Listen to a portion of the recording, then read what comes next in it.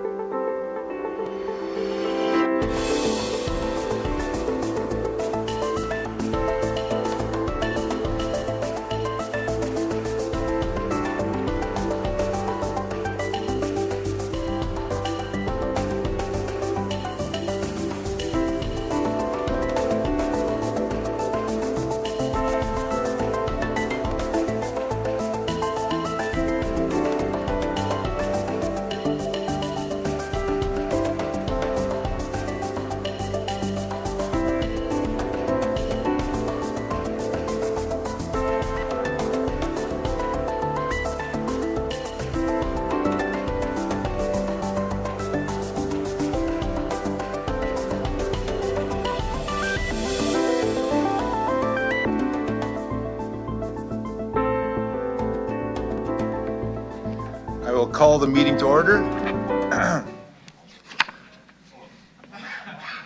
Okay, good morning and welcome to the September 17th, 2025 Executive Committee meeting. We acknowledge that we are on traditional lands of the Treaty 4 territory, treaty signed with 35 First Nations across southern Saskatchewan and parts of Alberta and Manitoba, and the original lands of the Cree, Saulteaux, Dakota, Nakota, Lakota, and on the homeland of the Métis Nation. The City of Regina owes its strength and vibrancy to these lands and the diverse Indigenous peoples whose ancestors' footsteps have marked this territory, as well as settlers from around the world who continue to be welcomed here and call Regina home. Some members of committee and city administration may be attending the meeting today through video conferencing. I'd like to remind those members of the following. Please ensure that your video camera and microphone are turned off. If a member of committee wishes to speak, use the raise hand function to be placed into a speaking queue. When speaking, remember to unmute your microphone and enable your video camera, and all votes will be conducted with a recorded vote. The deadline to register as a delegation for reports recommended for consideration by City Council at its meeting scheduled for September 24th is 12 p.m. on Monday, September 22nd.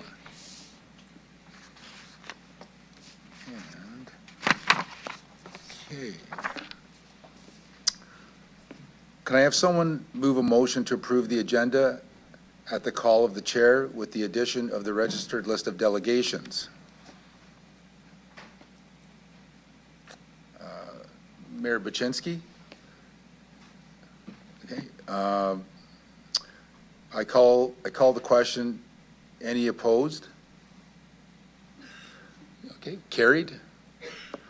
Adoption of minutes. Can I have someone move a motion to adopt the minutes of the public meeting held on September 3rd, 2025? Councillor Flores. Any errors of omissions? Okay. I will call into question. Any opposed? Carried. All right. I would like to call upon delegation Cheryl and Isla Hymas Fraser. Oh, sorry. This is related to EX 25-82. Yeah. I'd like to call upon delegation Cheryl and Isla Hymas Fraser. And yeah. All right. Good morning.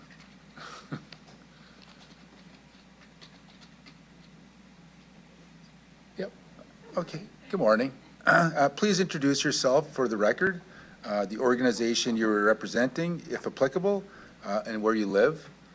You have 5 minutes to address the executive committee, and after which you'll have the opportunity to respond to any questions that the members may have for you.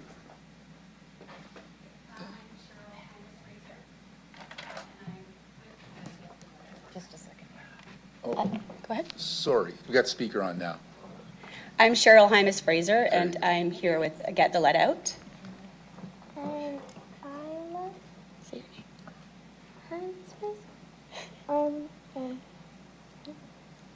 She's with me. Okay. Yeah. Okay, proceed. Hello, my name is Adam, and I live in the Regina Cathedral neighborhood. I moved to a new house in April. My mom told us we were getting our water tested for lead, but that it was probably fine if we didn't always use the filter from the city. We got the test results back, and it turned out that our lead levels in our water were quite high. My sister had been feeling sick, so we were worried. My mom took us to the doctor, and we had to get blood work. I was really anxious because I was worried about my family, my dog, and other people that may not know that they have lead in their water. Thinking about that made me realize how many people are drinking water today that has lead in it, and they don't know, or how many people are getting sick because of it. This also made me think about all the people who found out they have lead in their water but cannot afford to get rid of it. When we moved, I was really anxious already. Finding out we had lead in our water made it worse. I didn't know if it was okay to wash fruit and veggies or wash dishes or give water to my dog from the tap. I never had to worry about that, but now that I realize how hard it is, I feel like people should not have to worry about drinking water from their house. I hope that now that you heard my story about what it's like, you will want to do something about this problem with lead. Thanks for listening. I'm glad to answer any questions. Good morning, councillors. My family and I recently moved to a new home in Regina this past May. Like any family moving into a new house, we were excited and very busy settling in. I didn't think much about our water, but I decided to ask for a lead test just in case. When the results came back, I was shocked. Some samples from our tap showed lead levels as high as 161 micrograms per litre. For context, Health Canada sets the maximum acceptable concentration at 5. In Flint, Michigan, lead levels of 104 triggered an emergency shutdown. Our water was more than 30 times higher than what was considered safe. My children and my partner and I have been drinking that water every day for several weeks, in water bottles, juice, coffee, tea, pasta, everything. I was terrified. I had heard there could be lead in Regina's water, but I never thought it could be this high or dangerous. We immediately switched to filtering everything with the Brita jug provided by the city. But for a family of 5, this process is exhausting. Cooking pasta takes 2 jugs, filling 5 water bottles takes another 2, coffee at least 1 more. Even after buying bigger pitchers and 5-gallon jugs, we constantly struggled to keep up. And I kept thinking, what about families with more children, parents working multiple jobs or households stretched financially? No family should have to work this hard just to make their water safe. Soon after, my eldest child was unusually tired and unwell. Blood work confirmed that all 3 of my children had lead in their blood. I don't know how the results compare to the average population or if it was directly related to our exposure to lead, but I do know this: no amount of lead in a child's blood is safe.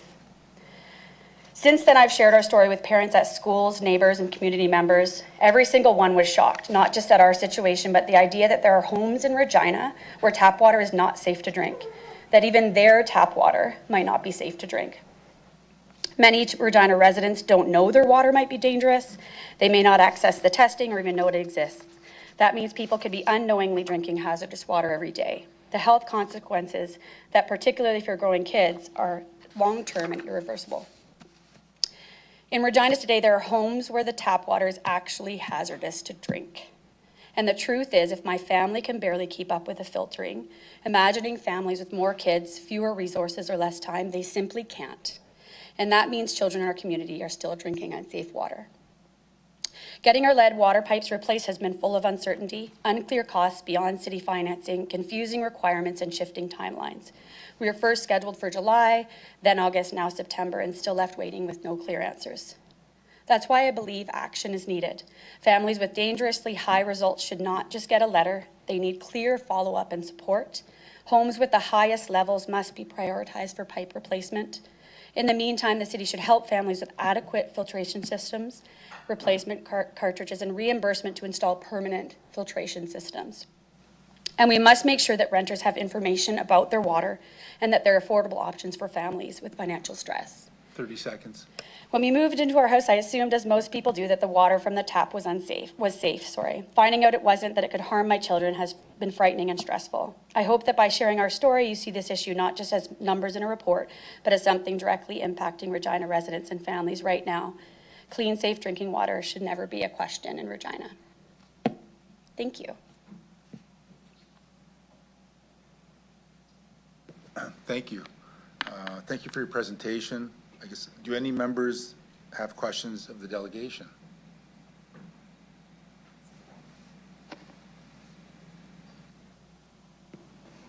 Thank you through the chair. Thank you for coming today, and great presentation. I think we've had the pleasure of meeting. I want to commend you also, not just for the courage to show up, but also for the information in the package, because I learned a lot from the work that you and your mom put into that today.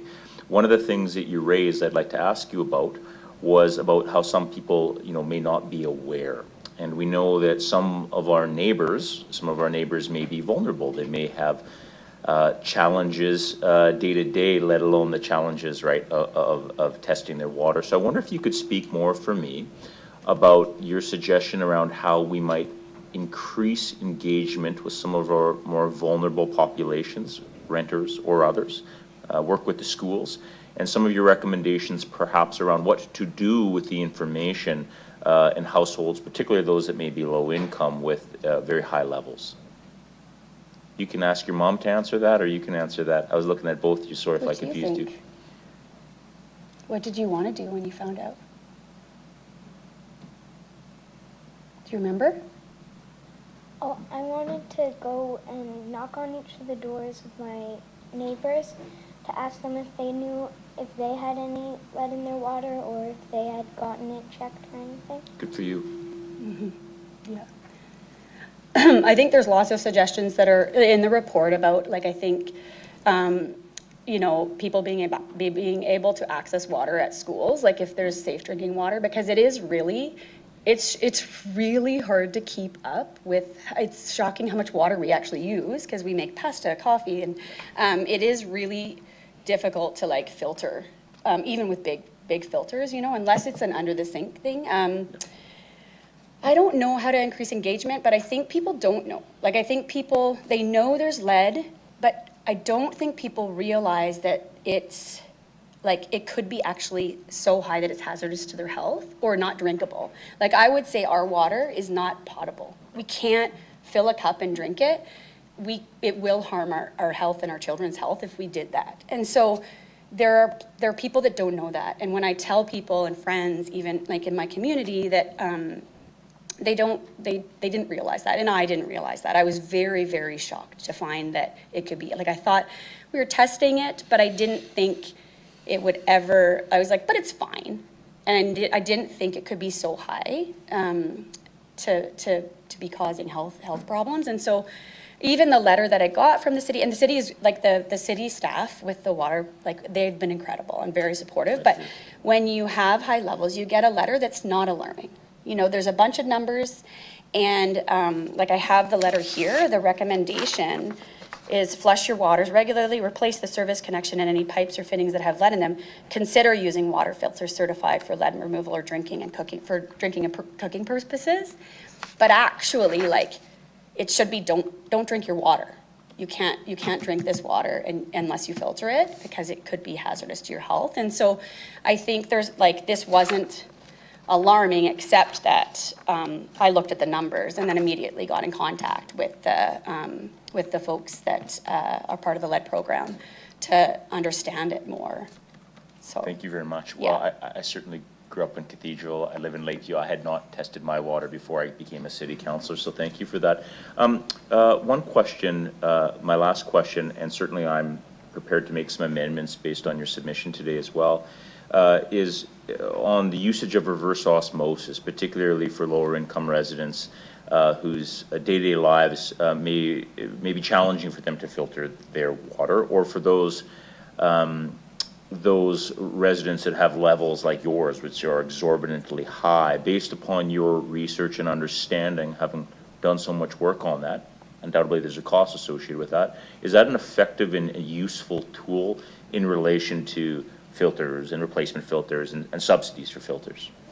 I'm not an expert on that. I think my friend here, Trish, is probably gonna have more. She's the expert here. Lovely. I'm a resident that just sort of experienced it. But 100%, if there was, like if we had the option of reverse osmosis, the only reason we're not doing that is because we found out we're kind of on the list, like we're kind of just waiting to get ours. But I know of folks that have that, and I think that would be effective. It's too long to wait, years to get to deal with this, and people with high levels need filtration systems, and reverse osmosis, I believe, is effective. And then people can drink the water from their taps, right? And they should be able to. So I think that would be an effective thing. And yeah, would love that to be, because I think about people that don't have the means to be able to buy that system. It's expensive, and they need it. Thank you very much for your presentation. You did a wonderful job.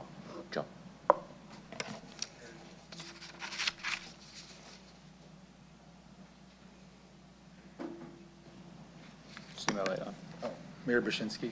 Perfect, thank you. Thanks for coming today, both of you guys. Thanks for your presentation. Through the chair, I just wanted to ask, you had mentioned you were waiting months and it got kicked down the road a little bit. Did you have any reasons or any communication as to what happened there?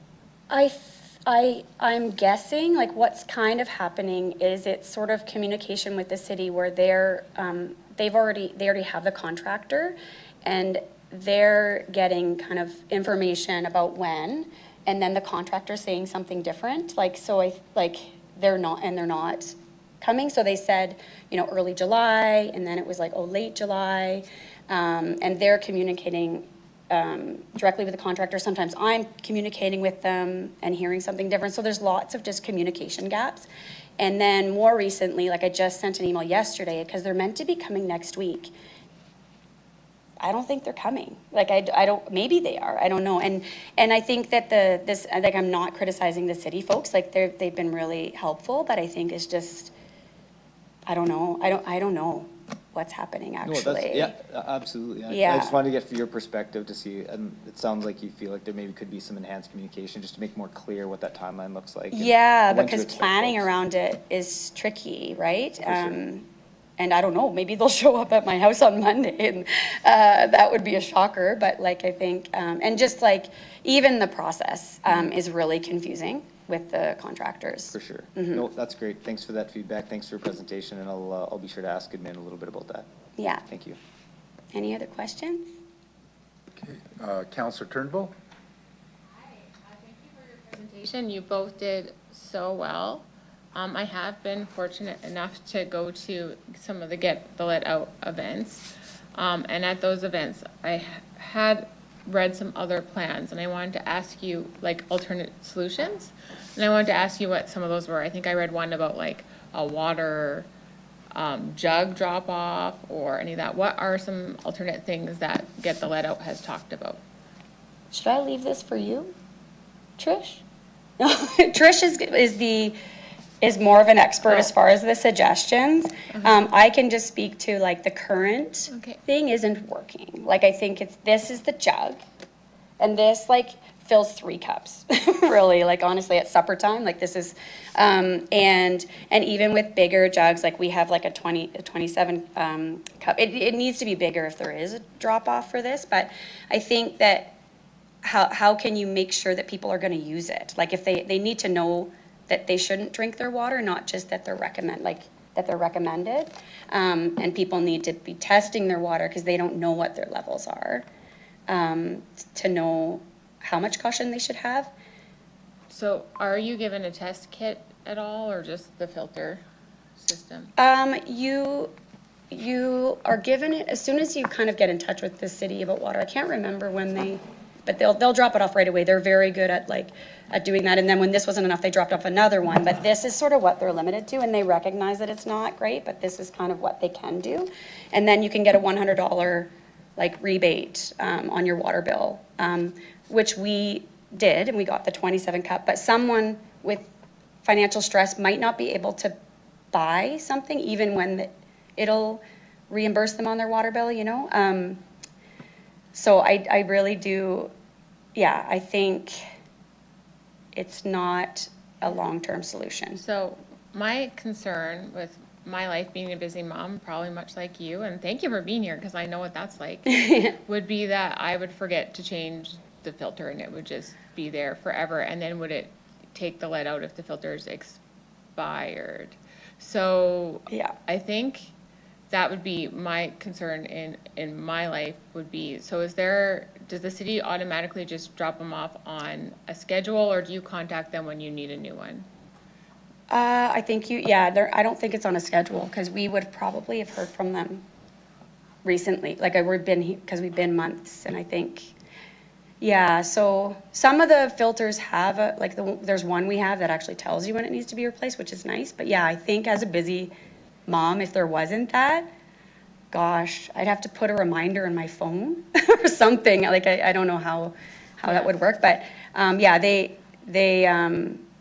I think they dropped it off when I called about the lead test. And then they're very quick. So when I actually asked for a lead test, I could schedule it for the next week. And then I got results within like a couple weeks, you know, so it was very quick. But as far as the results just come in a letter, and it doesn't really alarm you kind of thing. So would you suggest sort of like a program similar to other things where it just comes to your house when it's due, and then you don't have to think about it? Yeah, especially 100%. since it's like a health issue with you and your kids, and you have so many other house management things and life management things I'm sure you have to do. Yeah. So just knowing how that life is and 100%. how if I was in that situation, how I would not be able to keep up. So Yeah. good on you for being able to keep up with that, because it's Yeah. just another thing on your plate.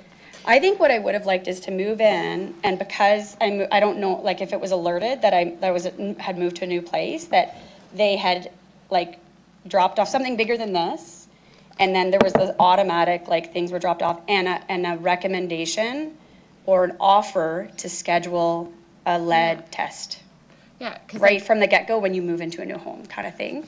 yeah, and in the city of Regina, we're getting a lot better with some of our digital notifications. Like I get emails when my water use is like bigger than usual, and Yeah. so like if something, just some sort of reminder, because it is a health issue and you have so many other things.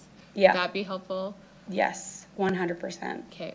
100%. Well, again, thank you so much for being here, to both of you. You did such a great job. Yeah.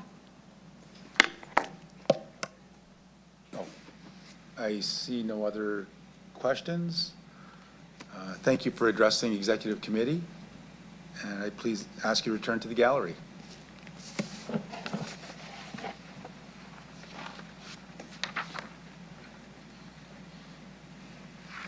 Okay, I would like to call upon Delegation Patricia Elliott.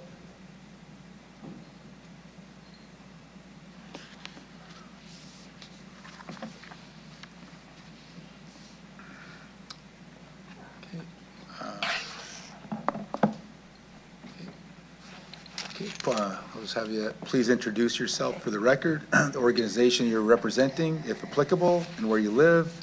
You will have 5 minutes to address the Executive Committee, after which you'll have the opportunity to respond to any questions that the members may have for you. I'm Dr. Patricia Elliott, and I'm with the Get the Lead Out Committee. So thanks. We have 10 recommendations, which I'm going to just address in brief, and I would encourage you to read the full report that we sent in and to ask for further details in the question period. We've established that it shouldn't exceed 5 micrograms a liter. And 71% of Regina homes tested in 2025 exceeded that safety standard, according to data that's shared with us by the city. So there's just like an awful lot of red in the data reports.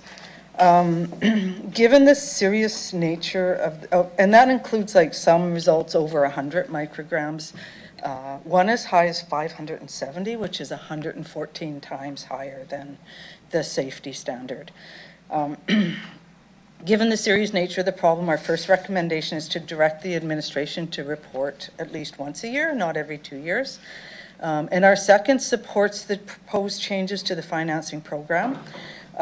We've asked for inclusion of damages caused to porches, stairs, private sidewalks. I got a message late last night that from city staff who worked very late that is included, but it is still a point of confusion and contention between the contractors and the homeowners. And we've heard of cases of homeowners, because the contractors are saying, well, that's going to cost you a lot more to get your stairs fixed, going without front steps and making that choice to climb up into their houses and to not have sidewalks anymore, which is not good. People have enough challenges in their lives. Our third is to review the financing program's future, possible cost-sharing elements like Saskatoon, and inflationary protection for future applicants, knowing this replacement program is going to go on for years unless we can speed it up. The fourth supports the expansion of the filter program. I think that speaks to many of the issues that Cheryl brought up, but still probably will need to increase that budget in future years, and also recognize that the removals are the really only guaranteed solution to the problem, according to Health Canada. Fifth and sixth speak to involving helping agencies and some ideas on how it can be done and how to involve the schools. I could speak to that in the questions. Recommendation 7 is to include social determinants in the prioritizing of LSC removals. In other words, put LSC removals in the front seat, not the back seat of road repairs. And it was good to see a strong statement on environmental justice and elemental sacredness of water. These concepts need to be central to planning. Safe drinking water is a UN-recognized human right, and the courts have affirmed Indigenous right to clean water. The Constitution Act, Section 36, which wraps around the Charter of Rights and Freedom, affords essential public services of reasonable quality to all Canadians. But despite this, thousands of residents, including over 10,000 children, don't have equitable access to safe drinking water, with disproportionate impacts on the most vulnerable residents, as outlined in our submission. Recommendation 8, target a focus on getting rental properties off lead with consequences for landlords. We've heard of landlords throwing out the mail, of not sharing the information with tenants. It's a big problem out there. Number 9, increase testing with a focus on high-risk populations, and introduce a removals triage system for homes known to have exceedances ranked by level of severity. And we get there's an argument against widespread testing, but it can trigger intervention, like even a filter drop-off. So the results still matter to residents, particularly in the at-risk communities. And currently, high results don't trigger replacements, though, and they should. We've provided examples of other cities where test results are below the level of those found regularly in Regina, and they've triggered emergency water shutdowns and replacement campaigns that eclipse anything undertaken here. This brings us to number 10. In the coming year, we ask the administration to prepare financing options and resource capacity needs for a greatly accelerated LSC replacement plan. And this part's important. The longer we wait, the more corroded and dangerous those connections become. 30 seconds. The more expensive the cost of replacement. And we've seen staggering results. One North Central home at 1,800 micrograms, the connection was replaced, but we don't know how many homes out there have levels like that. And if it hadn't been tested, they could still be drinking that water. Another North Central home, 626, that's still on a lead service connection, even though their side is fine, they've upgraded. So you've inherited a problem that's pretty grave, and when the timeline was established, it was with a promise it be revisited. So we have a fresh new council, and I hope you can take a fresh new look at it. Thank you. Thank you for your presentation. Do any members have questions of the delegation? Councillor Flores. Thank you. Through the chair, Trish, thank you so much for everything that, all the work that you guys do, and for coming here and sharing recommendations on all of this information. Talked a little bit about Newark replacing 18,000 lines. Did they do it? How did that work? Yeah, well, they vowed to replace 18,000 lines. They actually replaced 23,000. They did it in 2 years' time. They replaced it right to the foundation because they looked at what other cities were doing and they thought just the cost and hassle of dealing with all the different contractors, of forcing compliance on residents, setting up financing programs it was easier. They've got the equipment, they've got the staff, they just took the lines right to the house and we're done. That was, that's a pretty proactive. Their levels were like between 20 and 27 averaging. So that's like a normal good result in Regina, honestly. But they were quite alarmed, and where they had areas really high results, they advised people not to drink the water. They had some results around 75, still like below 1,800, which is now what we've seen, and 500. Flint too, they replaced 11,000 lines after they had a protracted. They started in 2020 as well, and those lines are all gone. Saskatoon's are pretty much all gone. They got a much earlier start than Regina. Regina got a later start. They established a slower timeline. They didn't access federal financing the way these other cities had done.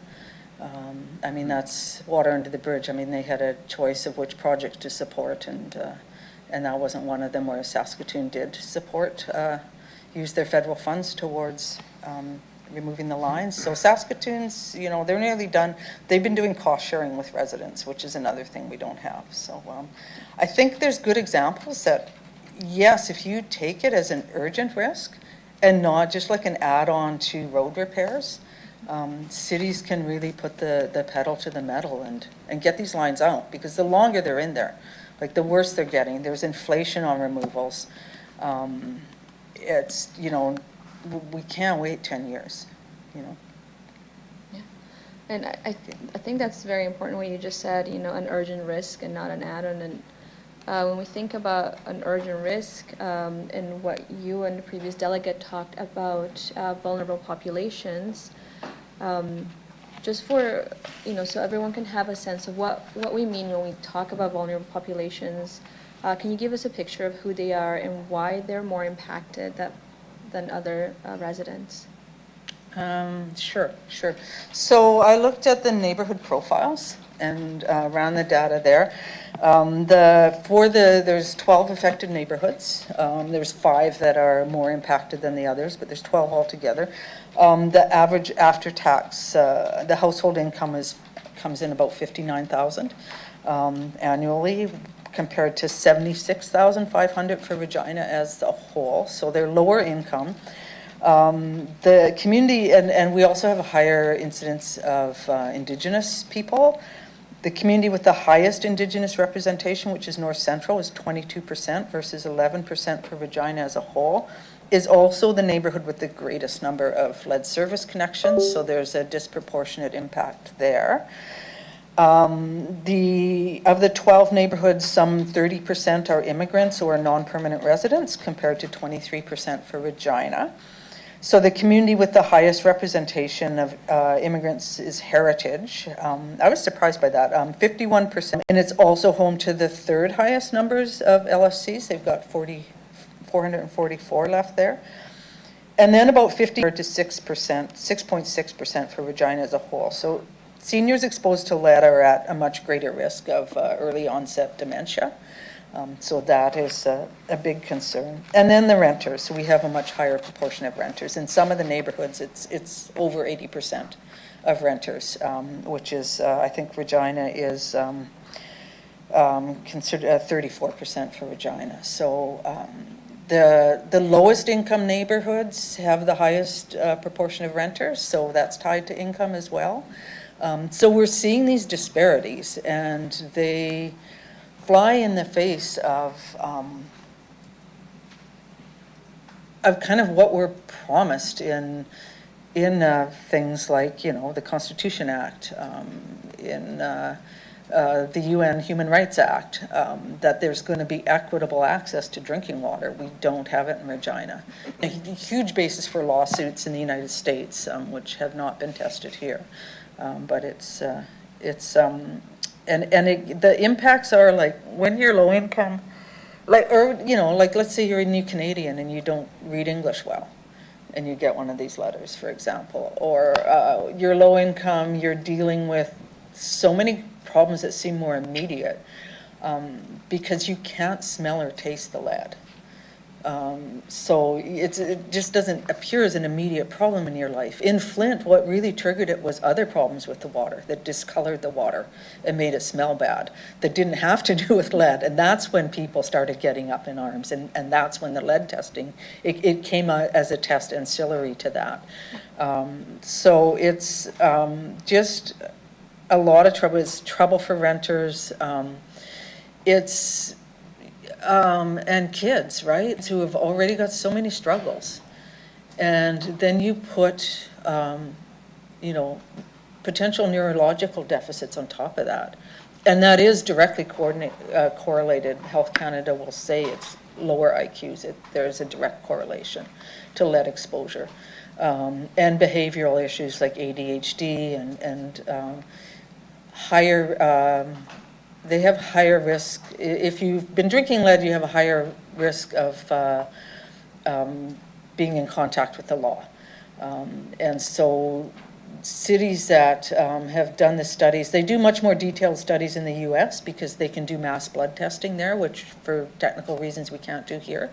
But the cost to policing, the cost to special education programs, all of that rises when there's lead present in a neighborhood because of the impact on children. Babbling. There's a lot of impacts, yeah. No, Thanks for the question. Yeah, those are great insights, and I think it's important for that whole picture to be there so we can understand the impacts of not, you know, of the action that needs to be taken. But you also mentioned ways of helping agencies like schools involved. Can you explain that a little bit more? How would that work? Well, we thought if the city could share some specific results, because they're privy to addresses, we're not.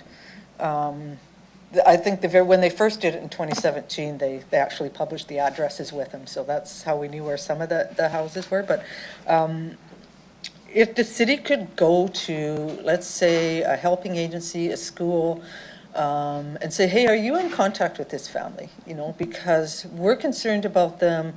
They haven't accessed filters. We don't know if they're using filters. Can you like facilitate with them? Because we're very concerned about you know, them being at risk. So that's one option. The other thing we had thought of was because the city water is, you know, before it goes through the lead pipes, it's, you know, decent water. Is to, I mean, thankfully we haven't confirmed that the schools have safe water. And they could act as safe water depots where you could have, you know, the big jugs there, which is what families really need, are the big 5 gallons, unless they're getting the under sink. If you had days where the families could get their big jugs filled for free, rather than buying it at Safeway or whatever, and having it as almost a bit as a more proactive program where school communities are actually approaching families within their school community. Lift, you know, if you need to you know, nobody can carry a giant jug of water on foot.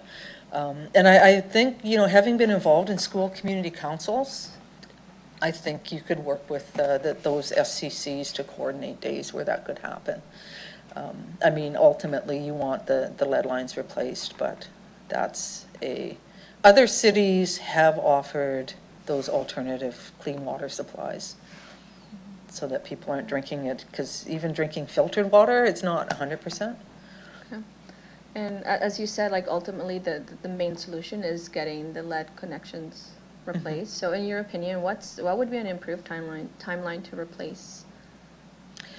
I think if they can like really dig in and look at a way of even doubling it at least annually. We just cannot go on like this it's just not tenable. The risk is getting riskier. People's health is at risk. You know, ideally we'd like to see like, you know, Newark and do it in 2 years. But it's, Again, like when they, at first it was 5 years and then they brought in the 15 years and it was like, oh, but we're gonna review it regularly. That didn't happen. I think it needs to happen. I know there are a lot of challenges to it. I know there's a lot of, but it's a matter of, if you think of it not just as an infrastructure challenge, an infrastructure problem, but as a health problem, a public health problem, that brings a whole other level of intervention to it. And I think it needs to be thought of as a health problem. That is here and it's urgent and it's now. And we have to deal with it. Health Canada recognizes in their blurb that the only guarantee, and filtration, yeah, it works if the families are on board, but a lot of them aren't. A lot of them aren't, and especially in the riskiest neighborhoods. It's just too much for them to sort out. And through the chair, just one last question. Can you share a little bit about how many folks are involved with what Get the Lead Out and all the work that has, collectively the community has put together in bringing recommendations to us, and how they've come to those recommendations? Okay. Well, we've got 30, well, we had 38 on the list, but we've got new members like Cheryl now. and Isla, so I guess that brings it up to 40. Volunteers who actively participate when we go out and put tables at public events and things like that. We hope where we get our information from the community and gather it up and bring it forward in presentations like this. It kind of informs where we want to do our research. I added the research portion because I've got some specialization in data crunching. And then we also did a campaign where we connected with schools about 2 years ago. We sent them information packages. We probably need to do that again. And we held a panel discussion where we brought in experts. So we had a couple of profs from the U of R spoke. They were very concerned. The one said this is a serious public health issue. The prof from the biology department said, even like when he looked at the data, he said even one glass of water is going to be harmed in a public forum, and he's a biologist. This is his specialty. So it was good to hear from those experts and get a sense of, yes, although we're like members of the community finding our way through this, this is established science. Right, thank you so much for that and all the work that you guys have done. That's all for me. Thank you. Councillor Pro? Yeah, thank you, Chair. I'll echo Councillor Flores's comments. I think some of us are going to recess and discuss some amendments today based in part on the great work that you've done. My question for you sort of lends itself to your background, which I believe has some knowledge or expertise, rather, investigative journalism. You've spoken about Flint. Yep. Community of 80,000 people that removed 11,000 connections or so. I'm wondering if you can paint a picture for us, to the extent that you're aware of it, of what have been some determinants. Or certainly, we've heard that Saskatoon moved faster than us, but there's some very concrete examples as to why, in terms of how they plan their infrastructure. So are you aware in Flint, if they received, when they declared a state of emergency, if they received federal support, or can you give any examples, if you have them, of maybe what were some success factors for communities that were able to move a little bit faster on the removal side? Well, I would say with Flint and the U.S. Examples, I mean, it's the courts have sided with residents. Sure. So that's been a very key part of it. They've had some pretty major legal cases. Flint was, their results appeared in 2014.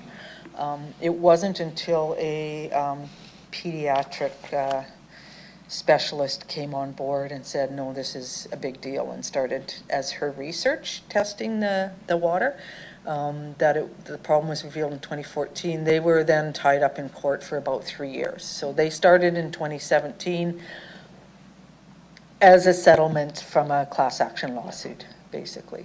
So that was the spur there. They were kind of the first ones out the gate, and they had a lot of difficulties. It was slower. than they thought, but they got all 11,000 of them out. They accessed federal financing, and also there was some state financing they were able to get to as well. But they like actively like went looking for those resources. I'm not sure, I mean, and then in Newark, they also accessed, again, on worry of, they had some cases in the court system. In the US, it's, the EPA's guidelines are regulations. Yeah, okay. So you cannot exceed them. In Canada, they're guidelines. That's great context. Yeah, so in Canada, it's like you don't have the same lever and you've got 3 levels of government and none of them are accountable. So it's like every level of government is involved and none is accountable for drinking water.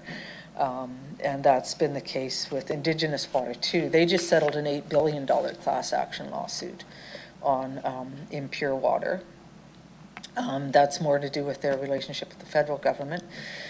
Saskatoon accessed the CIF funds, I believe.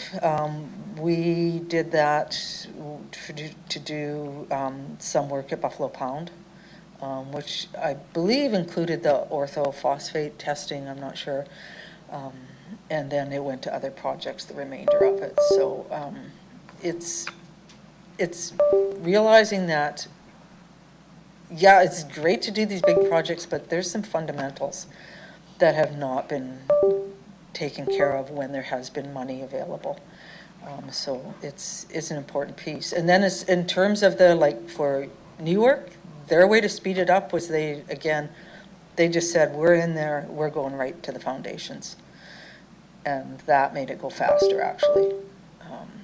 Just the process was so much more streamlined once the city took control and paid for the whole part of it.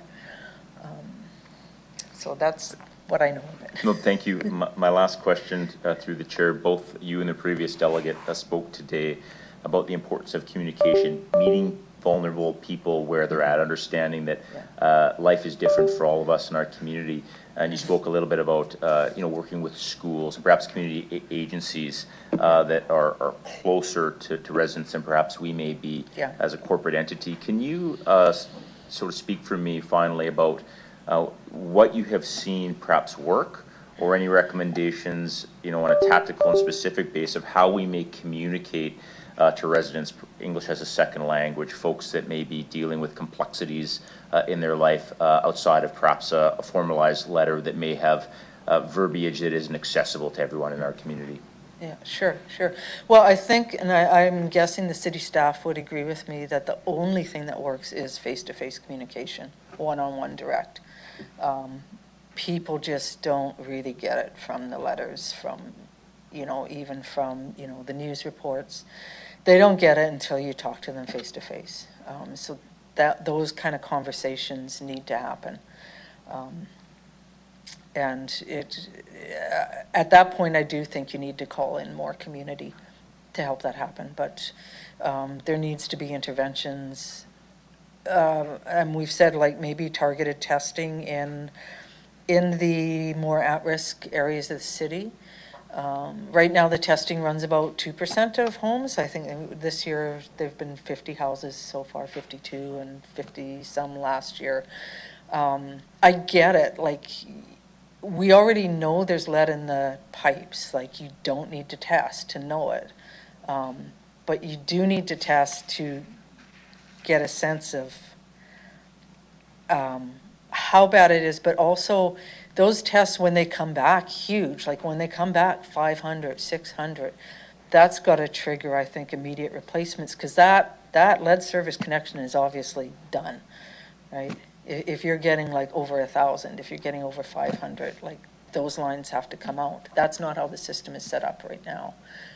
So there could be more sort of pointed testing in rental properties, in particularly at-risk streets, things like that, yeah. Councillor Turnbull? Here, obviously, removing the lead would be the ideal situation, but most of this motion and what we're talking about is mitigating where we're at. Yeah. And so right now, we're talking about the filter program, and I wanted to ask you your opinion on some of the other things that could possibly be in its place. You mentioned one of them, which is the orthophosphate. And I will be asking administration a lot more about the orthophosphate, but since you mentioned it, did you want to voice your opinion on if you think that's a good solution or not? Well, so far it hasn't been an immediate solution. And I understand why, like for orthophosphate, I mean, every water system is different and you can't just like dump something in. It's going to change the chemistry of the whole water. So that's a very long process. And I'm guessing, I think in Regina, they didn't get started on it right away because they were waiting for the upgrades to finish. I'm guessing that the testing is getting to be a little more tricky than they think because it's been a long time now. It's been 5 years.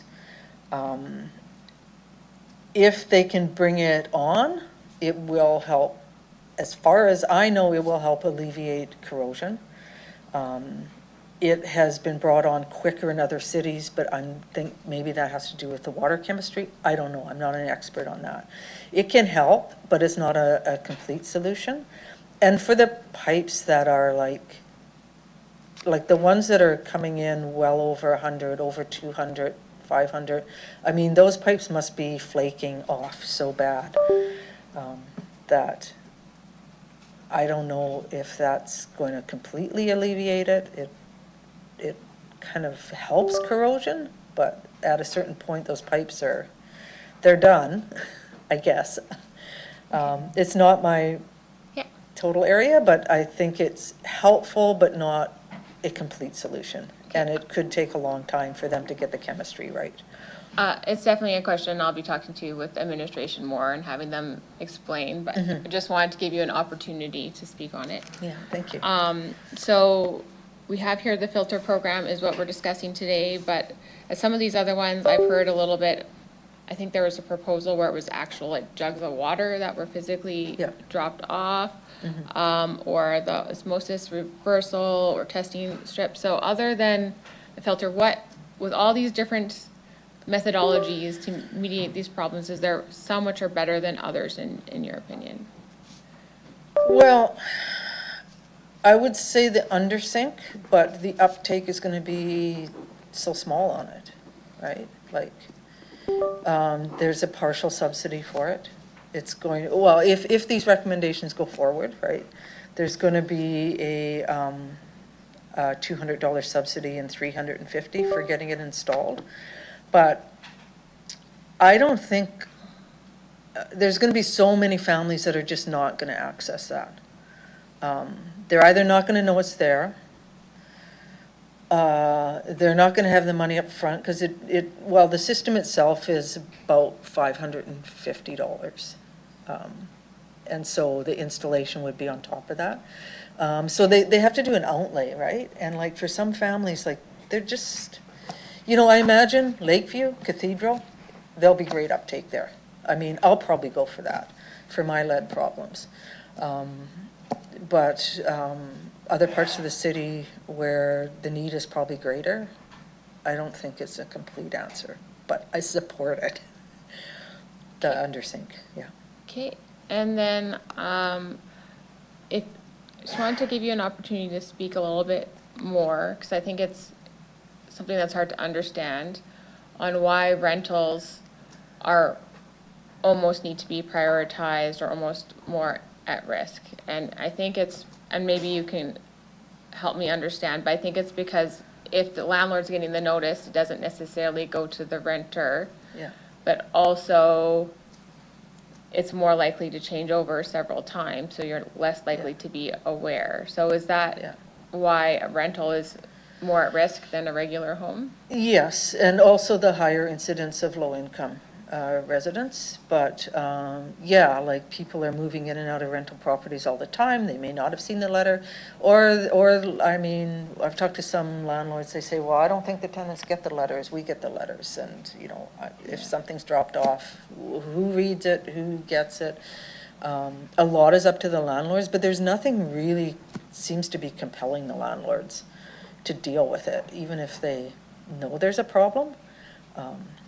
There's nothing I know of that compels them to order water filters on behalf of the tenants or anything like that. I've talked to a few landlords and tenants as well, so.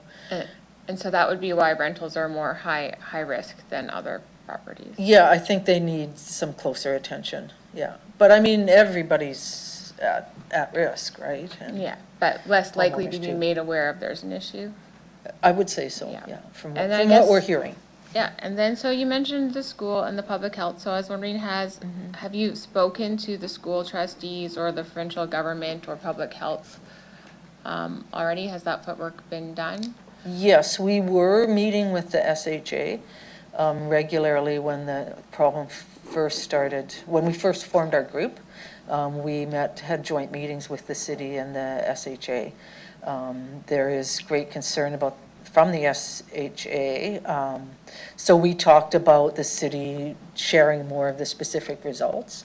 The SHA put out a circular to physicians and frontline medical staff, warning them of the problem and for them to be aware and explaining what the blood testing regime is. But even that hasn't really helped, because I've known people have asked for blood testing and their physicians don't know that it can be done. But it can. We just can't do we can't do heel pricks, which is what they do in the US, because the heel prick instrument hasn't been approved by Canadian Health or whoever makes approvals. So it's a blood draw here, which is more complicated. So we've talked to the SHA about that. We've talked to the Sask Water Agency. We've included them in our meetings. We've included them in our forums. Again, it's that passing of the buck, though, right? Like, nobody wants to be responsible for it. So the water, SWA, they're very nice. They understand it's contaminated, but they're like, we can't do anything. It's up to the municipalities. And yeah, we meet with staff too. So we're trying to make inroads on all that. In terms of the schools, we have not had the capacity to meet with each school community council. We'd like to get that set up, but it takes a lot of organizing. But we did send information packs, and we phoned every school. The university provided us with an intern 1 year to do that, so which was great. Okay, I think that is the end of my questions, so thank you so much for your time. Appreciate it. Councillor Mancinelli? Thank you very much. Through the chair, I appreciate you coming today. Thank you. In listening to your delegate explanations, I noted the face-to-face conversation, I have to agree, would go a long way. Being that you've been active in the community, and the communities you're mentioning have very strong community associations, Heritage, Cathedral. It's been a while since I moved into a new neighborhood, but there used to be a neighborhood greeter that might come by in communities with active community associations, kind of tell you the key highlights of the neighborhood, where to find stuff, a couple points about your new home, neighborhood. Has any thought been with those community associations to making this part of the greeting and the welcoming, just a little bit of a set up your lead test? We do have something we're working through in this community. Just a question. I know some of my council colleagues are talking about putting a little bit more responsibility to administration. I don't necessarily disagree with that. I'm just wondering if that's been thought of or integrated. No, I'm going to write that down. No, I've not heard of that happening, and I have been involved in community associations, so I'll make a note of that, Jason. It's something that was offered once upon a time that I had encountered myself, so I just thought I'd ask if it's still done in those communities. I know they have very strong representation in the community association, so. Yeah, I don't know, I can only speak for Cathedral. I don't think we offer that service anymore. I mean, all the community associations have had their funding strapped over the years, and some of it reduced, and so there's not as much staff at those centers, but they all have boards. So I will connect with community associations and ask which ones, if there are ones doing that. That's a good idea. Thank you. Yeah, that helps. I just want to test my knowledge for a second. You know a lot about this. I want to make sure I have a proper understanding of the situation. If I could vet it with you through the chair, I'll have to just make a statement for a second. I'll talk for a minute without a question, just giving you a heads up. This whole lead situation, lead was widely used by humanity for centuries. Through the 50s and 60s, it was discovered that it affected the prefrontal cortex of the brain development, which is empathy and thought and reasoning. They started cutting it back. It even used to be in gasoline and in the air. So generations grew up with basically lead contamination and poisoning. Health Canada started watching it and set levels for lead, allowable lead levels in water. I believe Regina was infected because in 2016, the allowable limit was dropped progressively down. And that's when the pipe connections in Regina came under plain susceptible to being high on limits. Is that kind of an accurate roundabout encapsulation? Yes, yes. They started testing more widespread in 2017. Yeah. It Because started in 2016, and then they did the widespread test, and widespread, I think it was like 90 homes in 2017. Yeah. Here again, just want to make sure clear information about our institutions. That's what Health Canada does. It makes a recommendation on something like lead or fluoride, and then it retests and retests and retests to see if it can update its recommendation over generations. And that's what happened here, correct? Yes, but the testing, the retesting, the testing occurred, but there's no lever to. Oh no, I mean for the for the safe limits recognized by health authorities. Yes. Yes. So just because I didn't want to feed any misinformation, make sure I was kind of on the right track on how this worked. I agreed to accelerating Regina's lead service connection, and I also agreed to addressing this. I agreed to filters. The recommendations here make good sense, but I think there was a little bit of fear-mongering in how we addressed this as a council and how we've been talking about this so far. The equation to Flint, Michigan is not a fair thing to compare us to. Well, that's just fact. Flint, Michigan, Councilor, just wait one second. do you Flint, Michigan, like I said, question? I will. I'm going to Okay. finish my statement. I kind of gave that warning, and then I'll just ask for her to verify it. Okay. Flint, Michigan did have the same type of infrastructure and pipes as we do, but the key difference is they changed the source of the water that they Yes. pumped through that. They went to a highly corrosive, different source from a different lake. Yes. And Okay, did can- not add any Councilor, additive to can you ask a compensate for question? that. So that really brought their situation much more stringent than ours. And I just didn't want the people of Regina thinking that we had the same situation as Michigan, because although it's both lead, we're not in that type of a situation, and I just wanted to be clear in communication to the public. You got to ask a question. Yeah, is that clear communication, and is that truthful statement through the chair? It is, in a way. What happened in Flint, and it is a fair comparison in that our water the levels are on average worse during the Flint water crisis. They're worse in Regina. It's chronic here. In Flint, yes, it was a short-term problem. They changed the water source. That tipped off the problems with their water. They dealt with it. People were exposed for 3 to 5 years. In Regina, we've been exposed for decades, all right? So it is a fair comparison. It was a different situation because it was temporary, but in Regina, it's chronic. So Flint, because of that redirection, that's what brought their issues. It caused the flaking much sooner, but it is a fair comparison. And in fact, it's worse in the sense that, like I said, theirs had to do with a temporary reuse of a different water source, whereas Regina, it's chronic, it's over decades.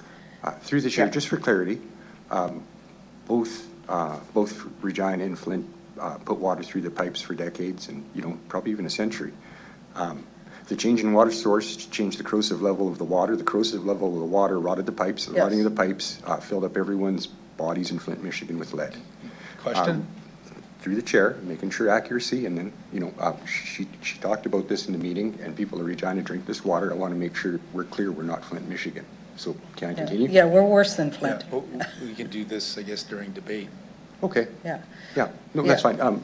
And Kind if of I'm the expert able in the to room, I respond- wanted to check to the person who was coming as the expert to make sure I was understanding. Yeah. That's fine. I'll If let it you go. look at the water levels during the crisis, Regina's water levels are worse than Flint. I mean, that's just a point of fact. Okay. Theirs was temporary, ours is long-term is the difference, which you're right about that. Theirs was temporary and brought on by that. It's not safe levels, and we all think about, it is, the kind of levels we're seeing in Regina, it's not fear-mongering, right? We're talking like up to 100 times above safe levels, of things that are a known impact that Health Canada has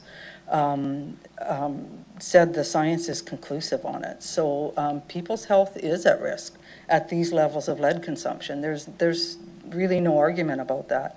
And we all think about it. I mean, I've lived in downtown neighborhoods since the 70s, my husband too, and our family, like, I have low kidney function. My husband has only one functioning kidney. My son only has one functioning kidney.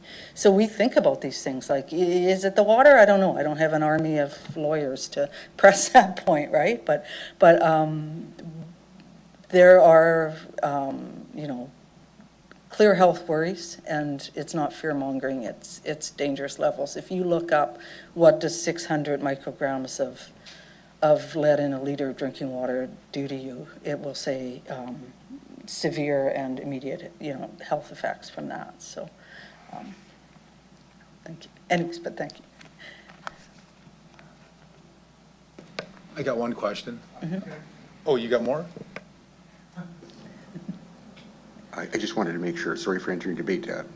I understand the dangers of lead. That's why I kind of described the backstory and understanding the criteria. Okay. Through the chair, is Regina's water corrosive nature changed in the last 50 years, or has it remained the same water source? And has Regina done the necessary steps of adding the I'm going to call it orthopedic because I remember that word, additive to the water?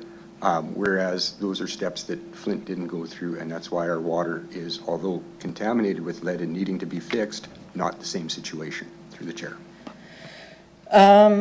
Regina's pipes, yes, they've been lead for a long time, but it's as they're starting to break down now, they're getting very old. So it is a higher level of corrosion as the years pass. So, you know, it may not have been a serious problem 20 years ago to the degree it is now, and to the degree it will be in 10 years, right? We're starting to see those results go inch up with time. The orthophosphate, yes, Flint got theirs orthophosphate going quicker. Regina's is not in place yet, as far as I know. They're still testing it, I'm not sure. If it is in place, then that's going to help. But I don't think it's an excuse to, or a reason to back off on replacing those pipes, because people are they're at risk, and orthophosphate helps to some degree, but not to full degree. I just had one question myself. I think you mentioned I guess the lead pipes are, a lot of this is new information for me to this extent. But I guess my question is, you mentioned communities. How many communities would you say it's in Regina? I think you mentioned that. Oh, there's 13, according to the city's map. Okay. One of them is Ross Industrial, so I didn't reference them in the community data because there's no household data. There's no neighborhood profile for Ross Industrial.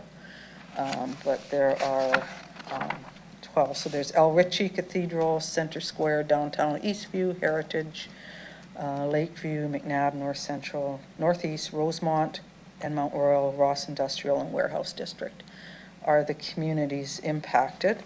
The ones that are like about over 80% of them are in 5. So that's El Ritchie, Cathedral, Lakeview, Center Square, I think. Just hang on, I've got that here.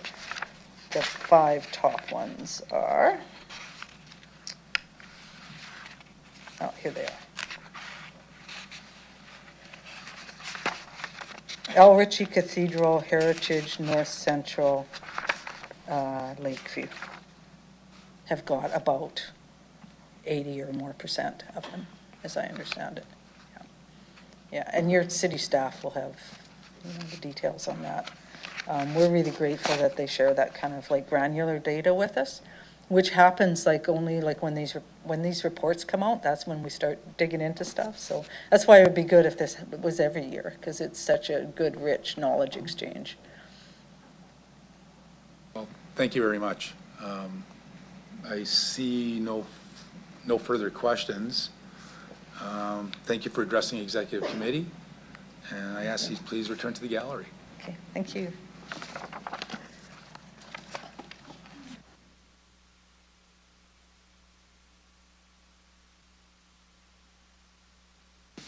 Yeah, where is it here?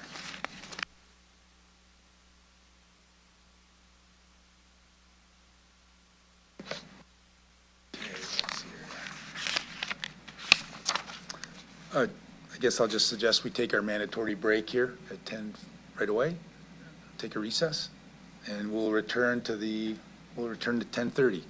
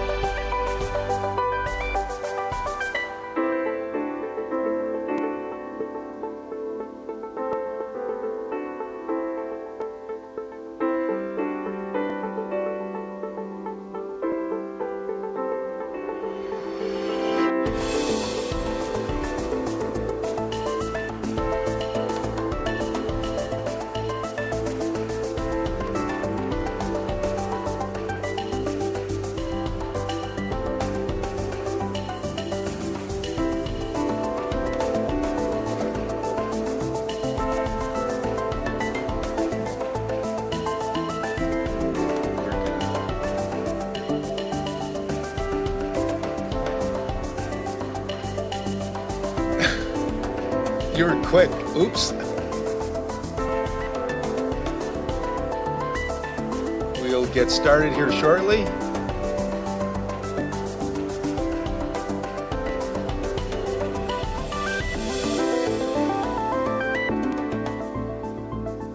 Take a seat, Mr. Fro, Councillor Fro.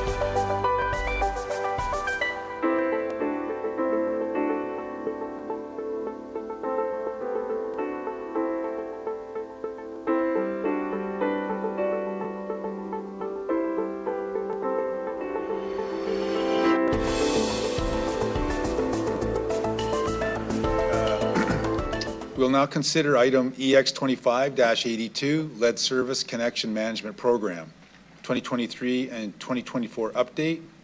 Can I have Deputy City Manager Curtis Doney please introduce the report? Through the chair, thank you. Administration is here to bring forward this report as an update on the City of Regina's Lead Service Connection Management Program as directed by Council. The City continues to work with the Water Security Agency and Saskatchewan Health Authority to ensure information is available to residents regarding any health-related concerns regarding lead in drinking water and ensure residents understand the options to reduce this risk. The City is on track to meet Council's accelerated schedule for lead service connection removal by 2036. In 2023 and 2024, we exceeded our removal targets, and currently there are fewer than 2,400 city-owned lead service connections remaining. A few highlights in 2023 and 2024 include the removal of around 487 city-owned lead service connections from the lead service connection inventory, over 1,400 filters distributed to residents, and almost 4,000 letters mailed to owners and occupants of properties with city-side lead service connection. Administration has engaged with impacted residents and community organizers who are passionate about ensuring that all residents, especially children, consume lead-free water. This report brings forward recommendations based on this work and on industry best practices. We seek your support in advancing this program and further removing financial barriers for impacted residents. Joining me today is Carolyn Kaleem, Director of Water, Waste and Environment, and Janet Aird, Manager of Program Development and Delivery, and we are available to answer any questions you may have. Can I have someone move this report? Councillor Forrest? Do you have any questions? Yes. So is this time to the amendment right now? Okay. I just want to share a few words. First, thank you so much for this report and for all of the work that has gone into this. I know the community has been involved for quite a few years. Back when I was with the Heritage Community Association, I witnessed firsthand so much of the work and the the involvement that many folks in the community have because of how serious this issue is. So seeing a lot of those recommendations being brought forward shows that we are listening and a lot of great work is being done. I mean, at the end of the day, the solution would be to have no lead connections, right? Like that is the solution, that the ideal in a perfect world. But in the meantime, we should have safe drinking water for residents. And many of the recommendations brought forward in this report advance towards that. And I just want to move an amendment just to add to that. If you want to put it up. And I will read it all.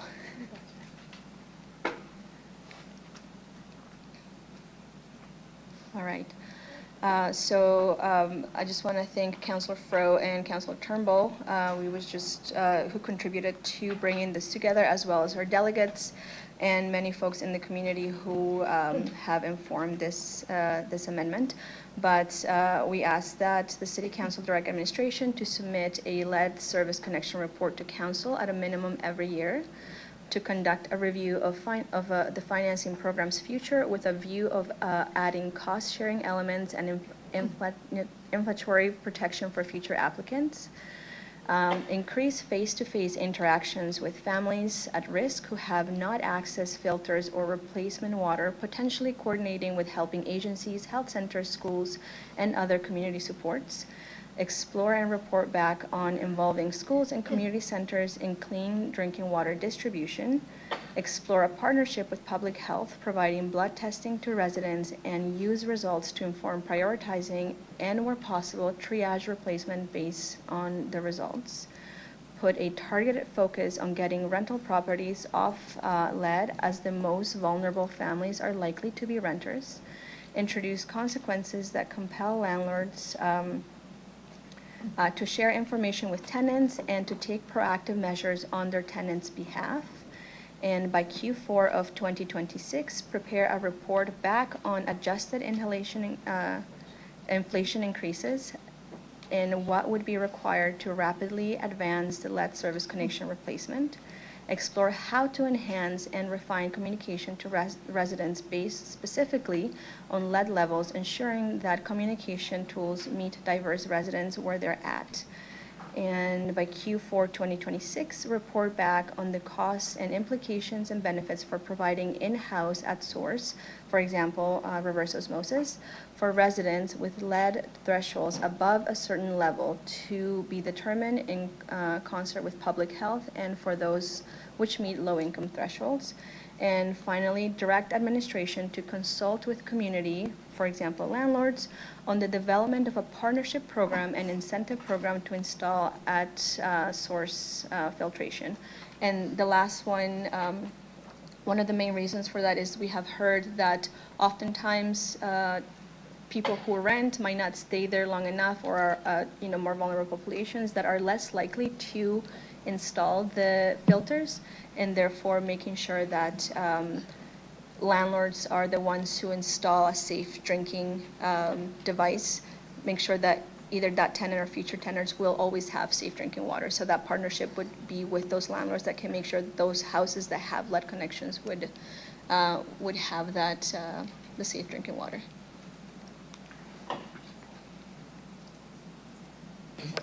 Any members have any questions on the amendment? Councillor Mancinelli? Can you just pull up point 8 for a second? I think the intention behind point 8 is there was a report on increasing the timeline or decreasing the timeline to do the whole LSC program. Do you mean to adjust that report with the inflation costs today for information in point 8? Yes. Okay, I just wanted to make sure because it wasn't 100% clear by the word. I don't know what word to clear it up, but I wanted to make sure I understood the intention. Yeah. Oh, updated report. It was also already a previous report. If you put updated report, that refers to the previous report to update to. That would do it. Yeah. Any further questions? No? Okay.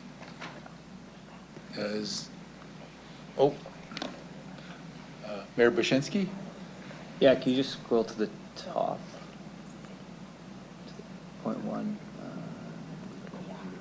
I guess just for administration, is there any, like this is a significant amount of work, I would assume, but I just want to see what your thoughts are on this. Through the chair. So yes, there is a significant amount of work.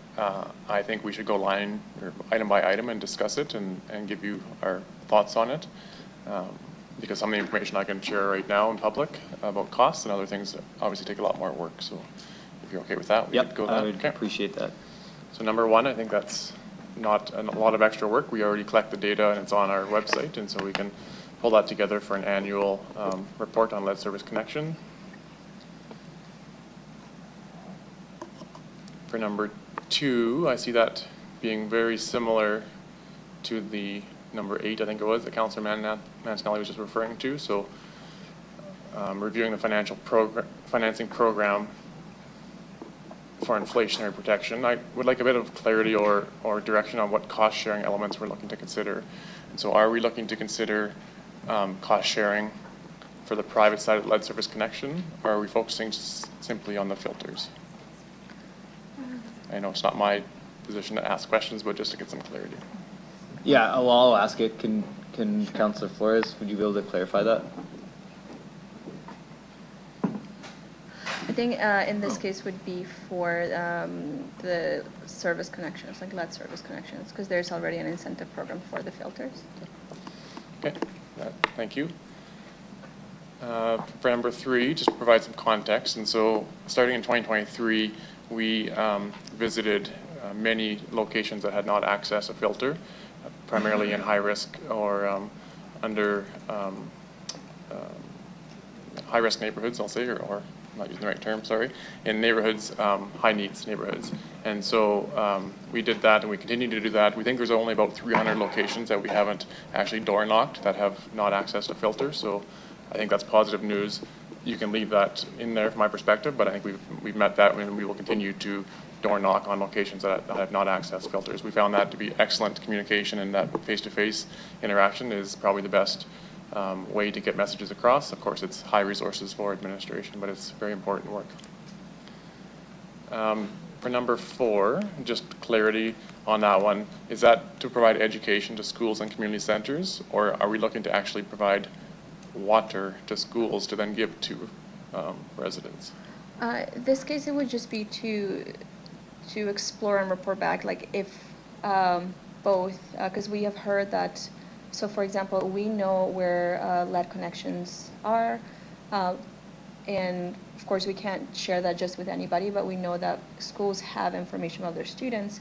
So in that case, the idea would be to make sure that schools, if they know that we have X number of students whose homes have a lead connection, so that there is, their families are appropriately informed, because they have a lot more face-to-face, which I think would likely help with some of the face-to-face interactions that the city is undertaking. So maybe offload that work, knowing that they're already having face-to-face interactions with those students and families.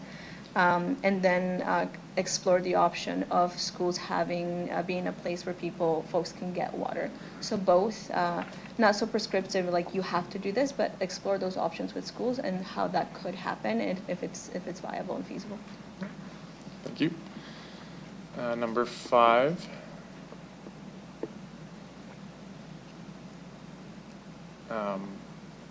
So we can have those conversations with public health.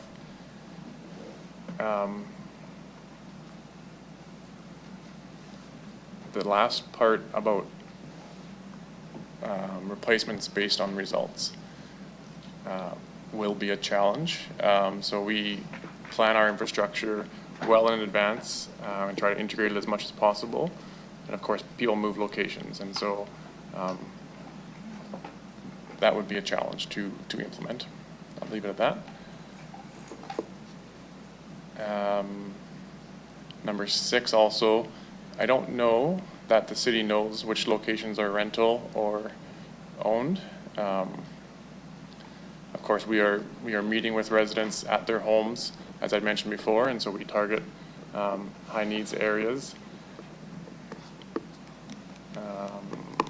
And once again, that number 6 would dictate where we're going to replace lead service connections, which would be a significant change from what we're doing now, and have impacts on integration and financial costs.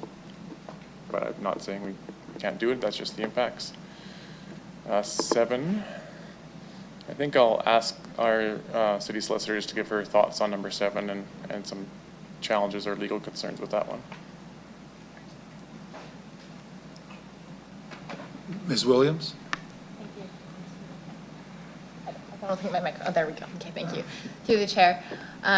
Yeah, the issue of consequences on placing, the city putting consequences on landlords potentially could be problematic in that the landlords are governed under provincial legislation and have a landlord and tenant board that tenants can go to raise complaints or concerns with landlords if there are issues with their rental properties. So there is an ability for a tenant already, if they are concerned about a property not being properly maintained or not given what they need to have a rental property be safe, that they can already go to the landlord and tenant board to raise those kinds of concerns, and they have the legislation and the mandate to address those.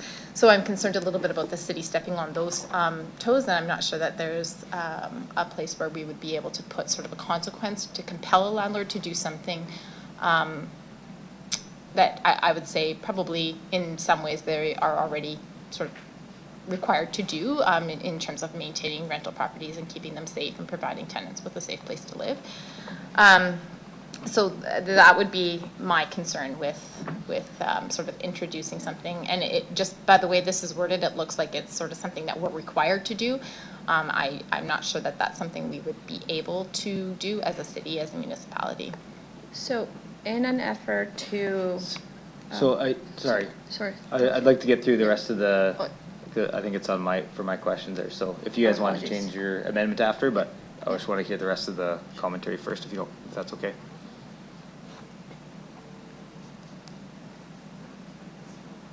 Mr. Doney? Through the chair, thank you. Number 8, I think we've discussed already, so we will do an update, an inflationary update of the report that came to City Council a few years ago, so that is achievable. And number 9 is something we continue to do. We're always looking for ways to enhance and refine communication, and like I mentioned, face-to-face has shown the best results, and so we can continue to explore that.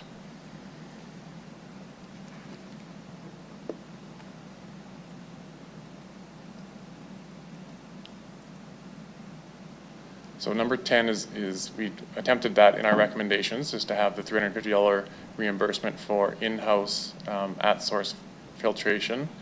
The city administration will never recommend at what lead thresholds we should be targeting. Health Canada says there is no safe levels of lead in drinking water, and I don't know if SHA would also give us that advice, but we can have the conversations with them. And we do have low income thresholds, so that is clear. Number 11.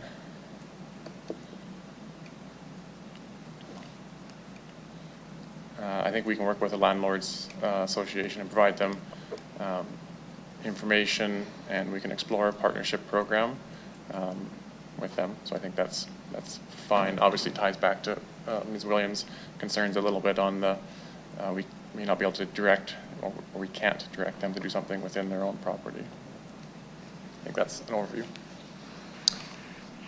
Okay, sorry, can you say that again that was for 11 there, for the landlords? Through the chair, I think we can work with the landlord community associate, or the community or the association to consider a partnership program. I don't think we cannot direct them to install something in their home, but if council was to approve a future partnership program, I think that is reasonable. Of course, our attempt with this report was to have the $350 amount for everyone, landlords, tenants, whoever would like to utilize it. So that was our attempt with the recommendation of the report. Okay, so 11 is kind of more attainable than 6, where it had kind of the specific one. Okay. Okay, 7, so just to be clear, I'm hearing that 1, 3, 4, 8, 9, and 11 are the ones that would be likely achievable, and then 2. You said 2 was kind of similar to 8 in essence. Yes. So through the chair. 2 is, it's kind of, 2 and 8 kind of go together? Okay. From my perspective, yes. Okay. So 5, 6, 7, and 10 would be the more problematic items. Or more challenging items. Just repeat those again, please. 5, 6, 7, and 10. Through the chair, that's my perspective, yes. Okay. Thank you, Mr. Doney. Yeah, with that, I would look, as written right now, that's, I would take admin's, recommendation to make sure we don't get ourselves into a situation, that we can't frankly achieve. So I would be in support of, 1, 2, 3, 4, 8, 9, and 11, and I'll leave it at that.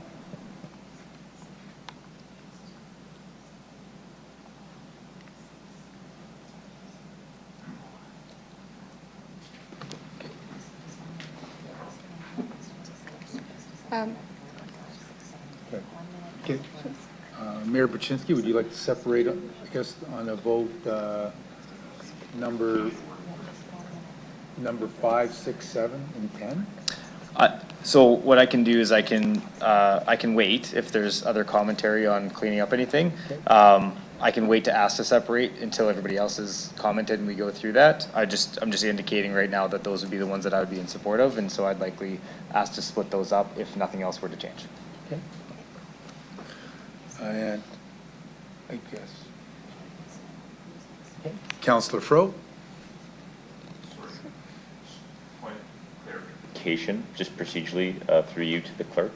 Am I able to wait and look to Councillor Flores to see if she'd like to clean up, to change some of that language before I ask my questions? Through the chair, yes, you can do that. As part of your speaking time, you could ask Councillor Flores if she wishes to do that right off the cuff. And then we can let Councillor Flores answer that piece and then give you the rest of your speaking time. Sounds great.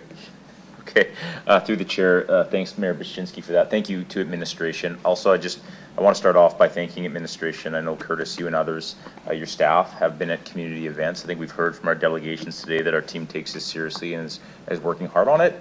Certainly, I think my colleagues and I, in an effort to advance some of the recommendations from the delegates, made a first effort, and it's clear we have to refine some of that language, and I suspect we're willing to do so. And thank you to the delegates for your ongoing work as well. I guess my question then through the chair to Councillor Flores is, might we look to amend some of the language, starting with number 5, that looks at exploring a partnership in relation to blood testing with the SHA and the school boards, but leave it at that, understanding that that requires the collaboration of the SHA and the school boards, and that we cannot compel them, but certainly that we've heard from delegates and we've seen examples where that's quite a useful tool to do.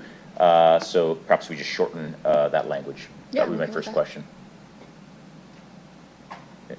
My second question then through the chair, before we do that, we should check with admin to see whether consulting with the SHA and the School Boards Association, Councillor Turnbull suggested that the School Board Liaison Committee may be an appropriate tool to do that, to see if they may have an interest in ideally leading something to that effect, but there's no reason I suspect why we can't bring it up with them, but I'll check with admin. Ms. Williams? Yes, thank you through the chair.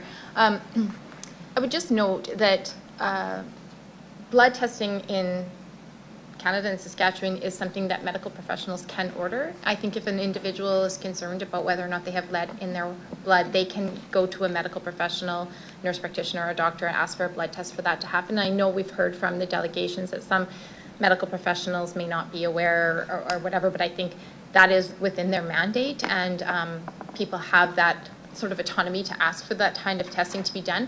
And I'm not sure that municipalities want to get into sort of creating that level of bureaucracy with getting involved with public health and school boards to ask them to sort of compel medical professionals to order that kind of testing. So I would be a little bit concerned about sort of stepping into those waters, because I think people already have the ability to request that kind of thing if that's something that's of concern to them. So I mean, I think it's up to you really, and I'm not sure if anybody else has any other comments to make about that. I think if I may, through the chair, I appreciate that context. I don't think the wording says compel, and I think we've also heard And I think it's been documented quite extensively that particularly vulnerable populations and families with complex needs maybe don't have the agency or constituency like others do to request those tests or navigate through the health system. So I think simply what we're saying here is touching base with the SHA and the school boards to see if they have an interest in advancing a program and letting our voice to why we feel that that's important. Not running the program and certainly not trying to compel anyone. So my second question would be, based on admin's feedback, might we just delete number 7, given that we're going to be engaging on some incentives? And I think Curtis also said that landlords are encapsulated within these anyways, but undoubtedly the spirit and intent here is acknowledging that many tenants currently don't have access. So we're wanting to consult with landlords and ensure that there's high uptake. So, Councillor Flores, would that be okay? Yeah, absolutely. I think that's what I was thinking about responding when Mayor Wyszynski had some concerns on that, given that 11,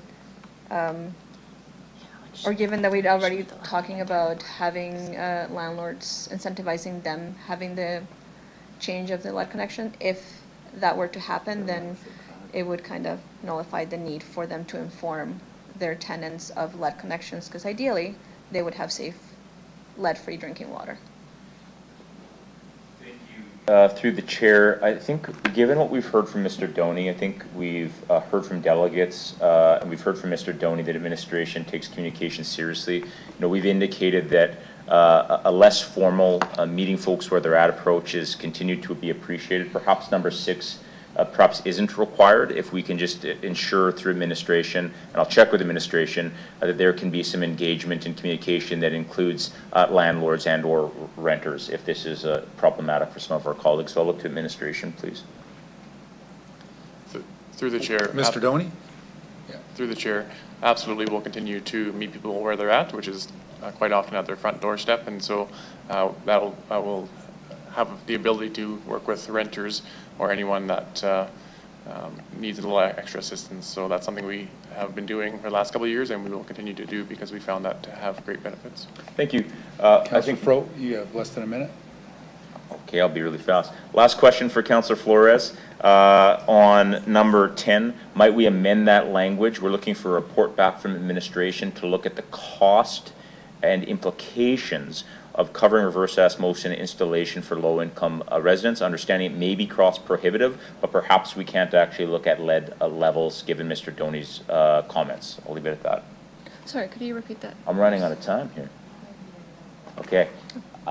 Given Mr. Doney's comments that there's no safe level of lead, so we would be wise to not prioritize or triage based on those lead levels, might we just say we look for a report Q4 2026 on the costs and implications of expanding or introducing at-source reverse osmosis, including installation for low-income households. Yeah, so we're not dictating that that's going to happen. We want to know the information as to what that might cost for low-income residents based on what we've heard today. Is it maybe that language cleans it up? Yeah, I think that makes more sense, and based on the feedback from administration, I'd be happy to. We can still separate that, but again, not unlike the other day, we're simply looking for a report, and I believe Mr. Doney has much of that information already.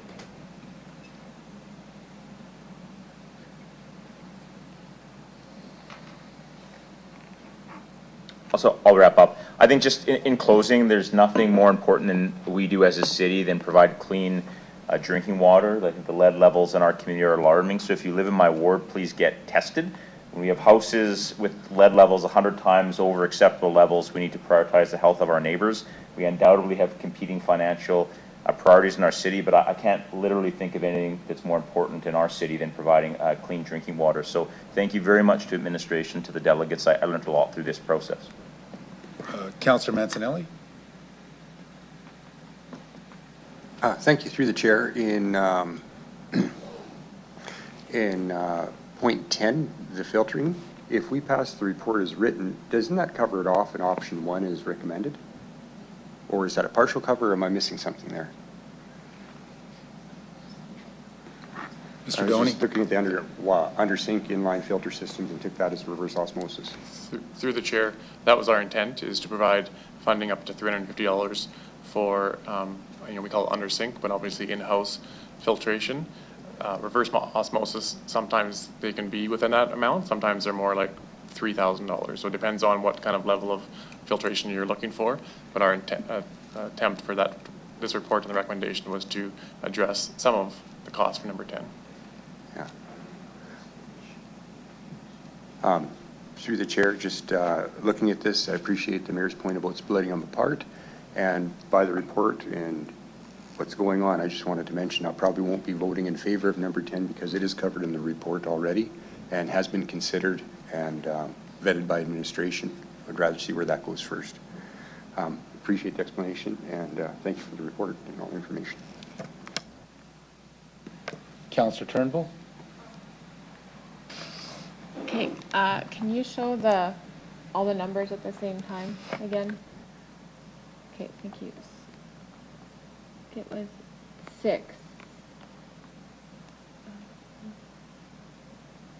Rental, so okay, where on number 6 where it says rental properties off lead, administration made a good point about how they strategically replace things. So instead of saying off lead, maybe change the word to targeted focus on intervention for rental properties, because maybe that might be getting them a better filter or whatever based on that. So instead of saying off lead, we say intervention, and then that gives a little bit more leeway to what that intervention could be.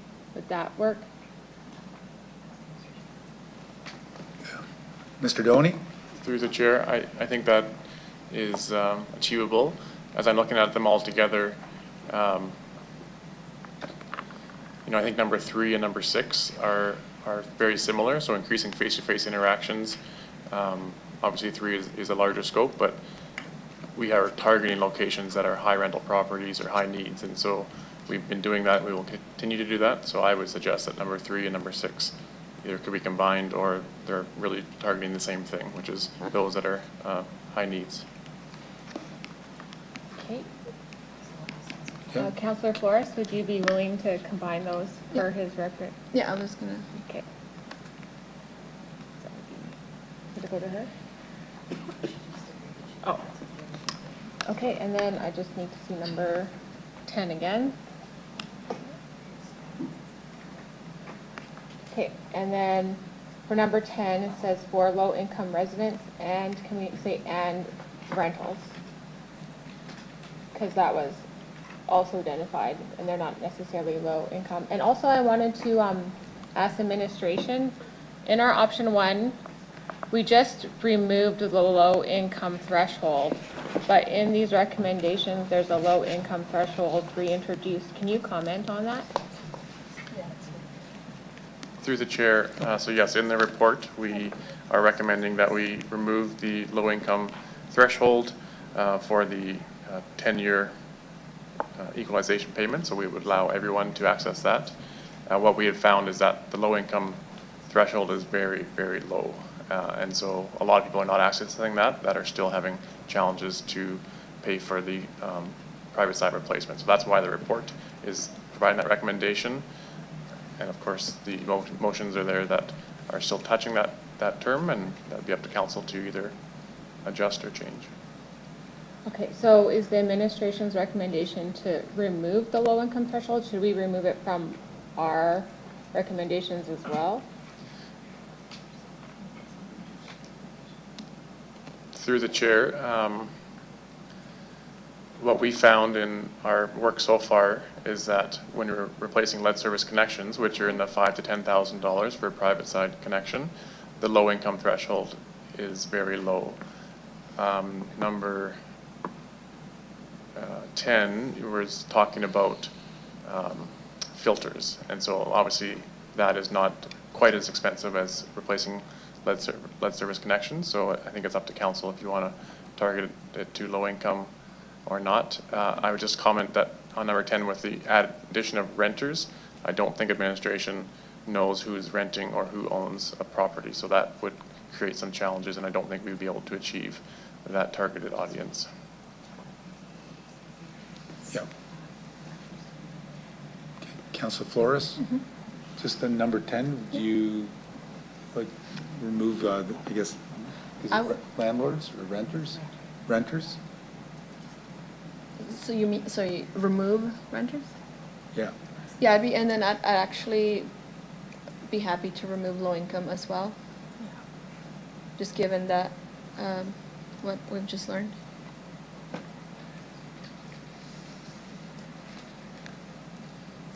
Through the chair. Oh. Just had a side conversation that I can maybe add a bit more. So number 10, got to stop it moving. So expanding in-house. So what the report is recommending is that we're going to provide $350 for this.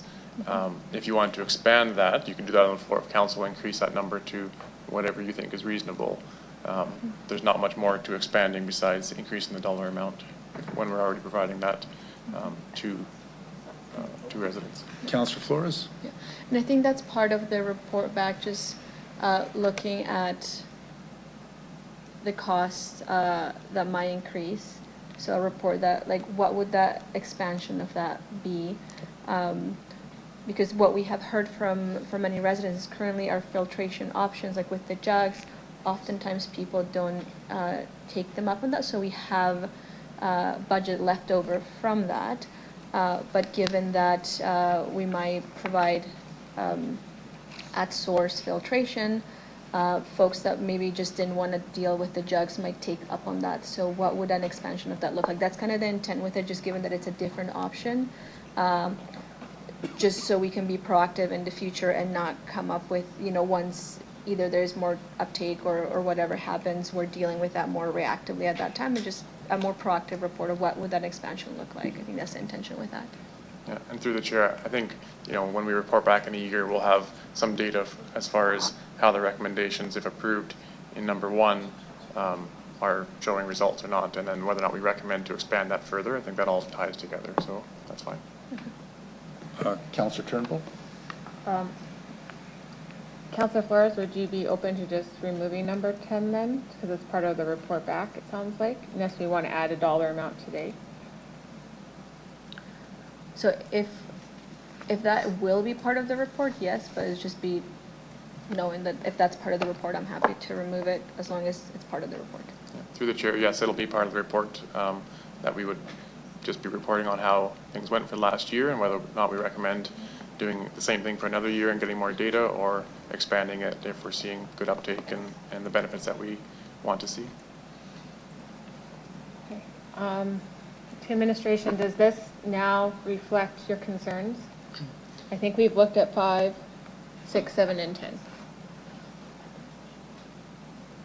Through the chair, and just leave it at the screen, and I will read through this quickly if you don't mind.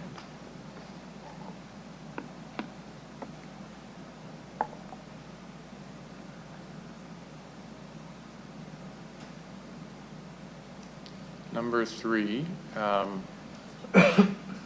still says targeted focus on getting rental properties off lead, and so if that is referred to as providing more face-to-face interactions and filters, I think that is very achievable. If that is referring to prioritizing those locations for lead service connection removal, that is a challenge and changes our program. To Councillor Flores, to the chair, to Councillor Flores, can we change the off lead to wherever it says off lead to intervention, like we're highlighting them to administration as priorities for some sort of intervention, whatever that may be, based on your mapping, Would that be achievable for administration? instead of using the word off lead anywhere? Yeah, intervention I think is fine. I would even say that just to target focus on getting rental properties, providing education and filters for rental properties, I think is clear.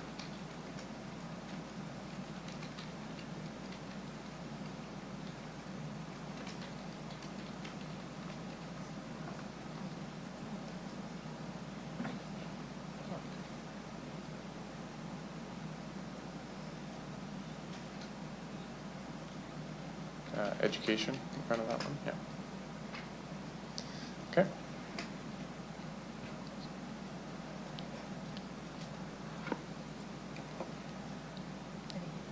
I guess I'll just go back to the chair, to administration, if you just want to review this and.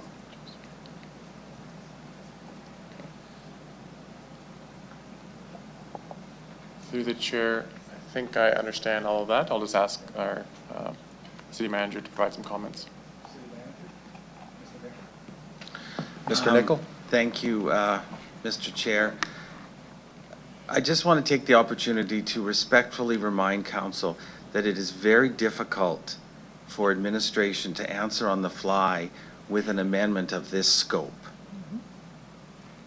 So I say that respectfully, but as you can hear, we had 10, this amendment was originally 10, and we're grinding, or 11, and we're grinding on some of this because it's very difficult to address these on the fly and to make these amendments or to get the wording. So again, I would just respectfully request that if you're thinking about these, give administration a heads up so that we can be better prepared, because it is very difficult, because staff has seen this within the last half hour.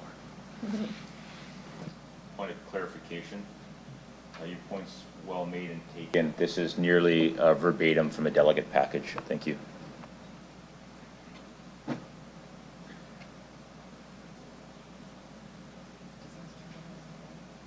Okay. Councillor Turnbull, anything further? If this,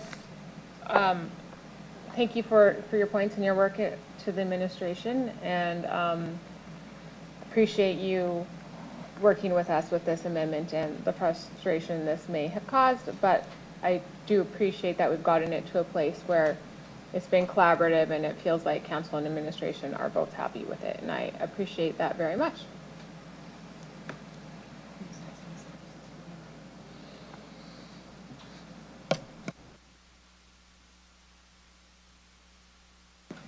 I guess I have one question, especially in regards to landlords. How to administration? How do we don't? How I guess how do we know which houses are rentals, and how do we target landlords from your perspective, Mr. Doney? Oh, Ms. Williams. I'll ask Ms. Williams just to provide some background on landlord. Thank you, through the chair.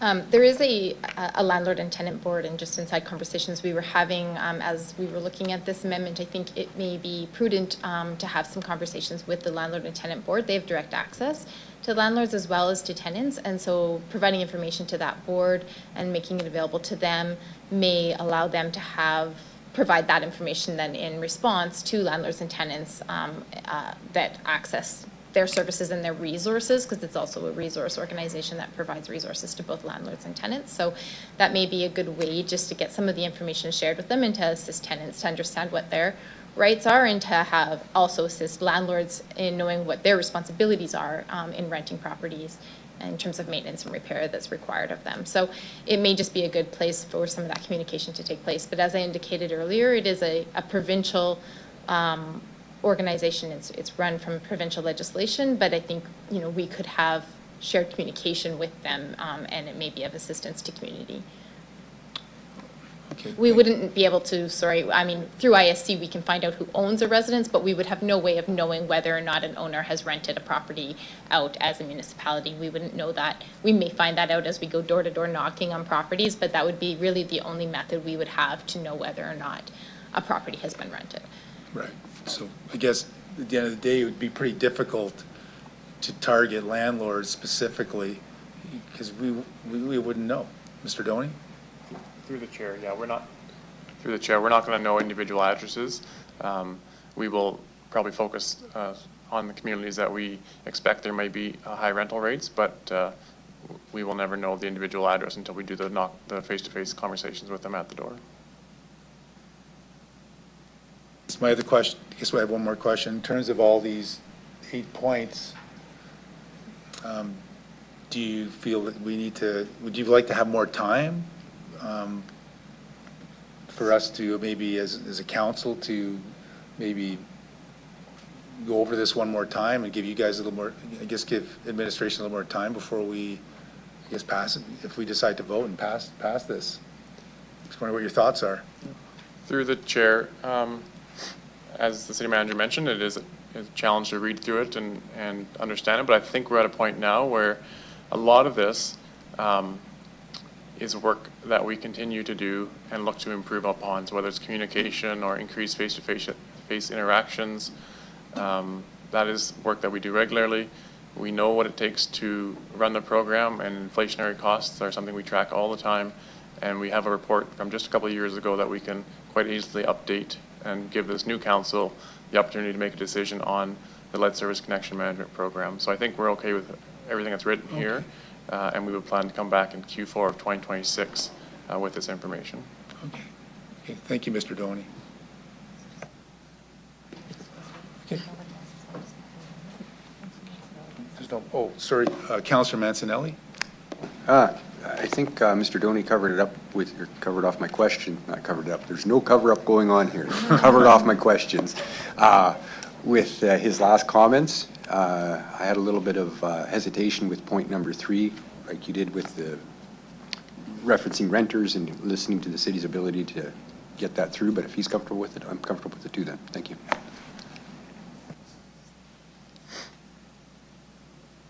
Councillor Flores, would you like to close debate on your amendment?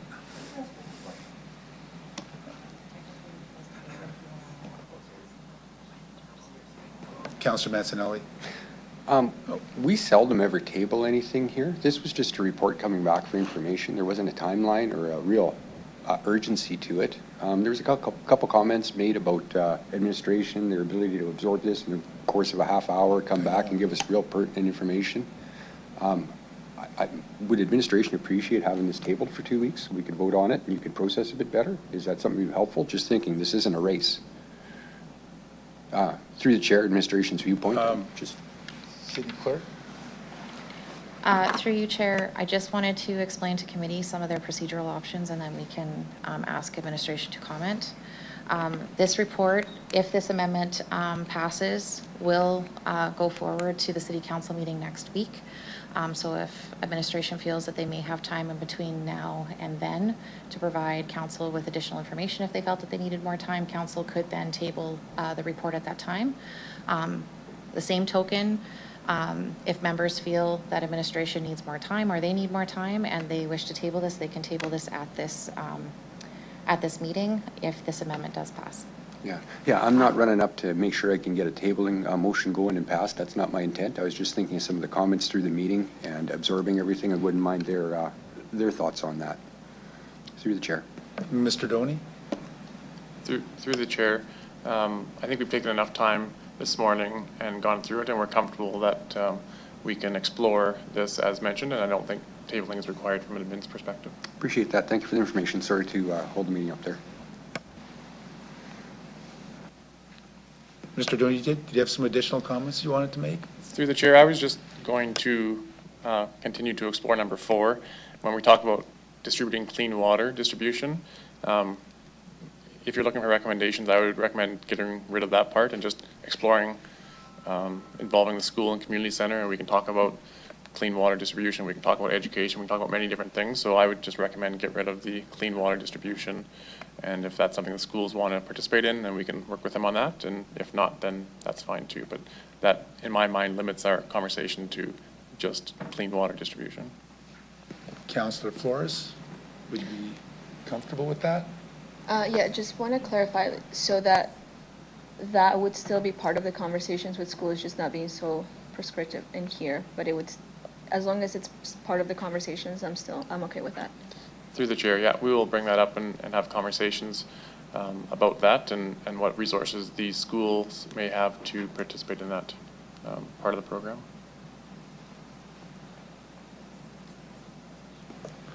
Councillor Flores, you wish to close debate?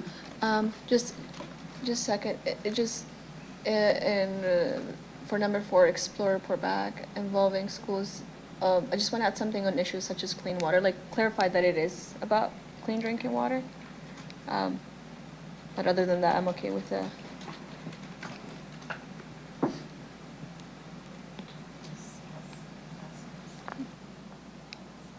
Through the chair. Yeah, Mr. Doney? Yeah, through the chair. I have no further comments. Yes. Do you wish to close debate, Councillor Flores? Yeah, and I have a couple questions as well. It's fine. So we know which houses in the city have a lead connection, right? We know Mr. Doney? Through the chair. City through the chair, we have an understanding of which publicly owned connections are lead service, are lead. However, it's not 100% accurate. So we do hydrovacking to confirm it, and typically we find locations are not lead when our inventory said they were lead. We do not know where all of the private lead service connections are because of course it's private property, but through the conversations and engagement, we're getting a better understanding of that over the coming years. Okay. So just to confirm, we do have a general idea on the public and where, not just the neighborhoods, but which houses in those neighborhoods have lead connections, correct? Through the chair, that is correct. Okay, perfect. So I think, first, thank you so much for working with us on this. And as it's been mentioned earlier, like this, a lot of this is informed by a lot of the community consultation that has happened over a long period of time because lead in the water in Regina has been an issue for a while. And what is encouraging to me is seeing some progress. Again, as I've mentioned earlier, the ideal progress would be to see a much faster change on the pipes with lead. I understand the reasons as to why at this point that has not been recommended. Although I think it's something that we have, I would encourage all of us to continue working towards that whenever possible. But at the end of the day, I think what has been stressed today is that citizens should have clean drinking water that's free of lead. And there are ways to achieve that when we're not able to do it by changing the pipes. And that's what some of the recommendations here have been brought forward. On the concerns related to working with landlords and figure out who is a rental and all of that, I think that's where the connections with working with different CBOs and schools is, that offloads some of the work that the city has to do, because when we work with community partners, we're able to gather that information and use that community power to connect everybody and raise that awareness, give the information to the people that need that information, and at the end of the day, be able to remove barriers to folks that need devices that provide clean drinking water. We had the jugs programmed, and that was something. Less than a minute. A good step. But we are hearing that oftentimes is not enough, right? Like having one filter jug for a family, even for myself, the amount of water that most people use to drink, to cook, that you consume is not enough. So some of these recommendations I think will bring us forward to be able to have access to clean drinking water, to be able to have an informed community, and to be able to work together so that everyone is informed and safe and has access to clean drinking water. So I want to thank everybody for the work that has been done in bringing this forward. I want to thank administration for your patience in working with us, and just most of all to all of the community advocates and all the work that have been putting forward for so many years. And that is all for me, through the chair.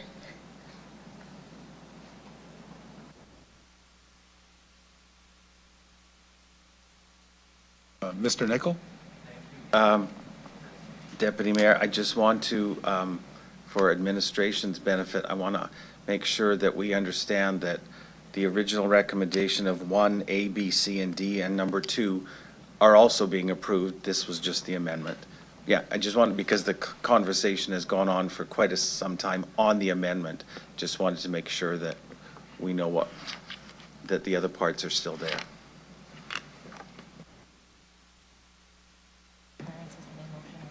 Yeah.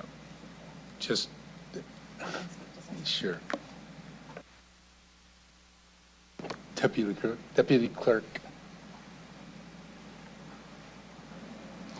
Through you, Chair, correct. The main motion on the floor is concurrence, which is the recommendations that administration has put forward in the report. And in addition, right now, we are just considering the amendment that Councillor Flores has put forward.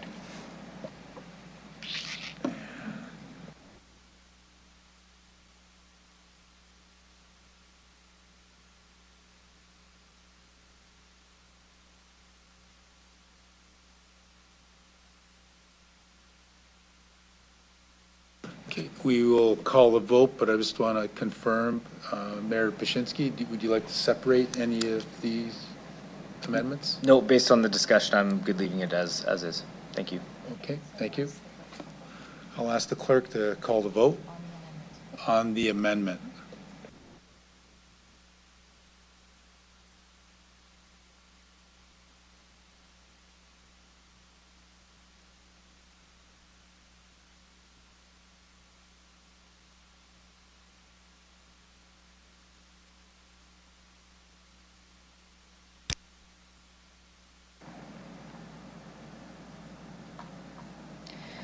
Through you, Chair, the motion is carried unanimously with all nine members present voting in favor.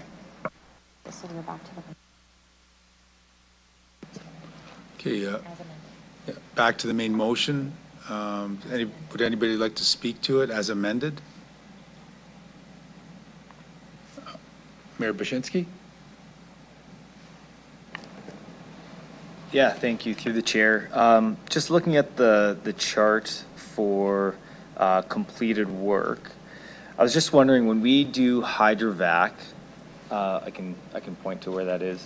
When we do hydrovac work to find out if there's a lead connection there or not, and I notice it counts towards that target of 220, do we budget every year for 220 actual like construction work for replacements, or is that kind of just, we kind of account for a certain level of hydrovac work? I guess what I'm getting at is, if we were to signal that 220 is specifically for replacements, would that help us accelerate if we don't count those hydrovac connections that we find are not to be lead? Would that help us kind of demonstratively potentially accelerate the program? Mr. Doney? Through the chair. So we have budget for 220 lead service connections at a particular price, and so that price obviously fluctuates. It's changed a lot in the last couple of years. So in 2023, we were up around the $25,000 mark, and we brought that down through integrated work over the last few years, and around $15,000 to $17,000. And so we have a budget to do 220 lead service connections at around $25,000. However, it's more of the planning and the integration work. And so when we go and do work, of course, we hydrovac to make sure we're not wasting any resources and we don't dig up something that doesn't need to be dug up. But we can't just go and add on more locations without having a significant impact on coordination and planning. So I would say we have budget to replace 220 lead service connections at a price that is higher than what we're seeing this year. Next year, of course, will be a little bit different depending on how many projects are integrated and how many projects are standalone. Okay, perfect. And then just one other question around booking and communicating with residents. Is there, I guess we heard from delegations, what does that process kind of look like? Is there opportunities to kind of streamline that? Have we seen any challenges with that? Yeah. Through the chair, I'm going to start and ask Ms. Kleem just to give a bit more details. But there's always opportunities to improve on communication, particularly when the city is really the third party between residents and contractors.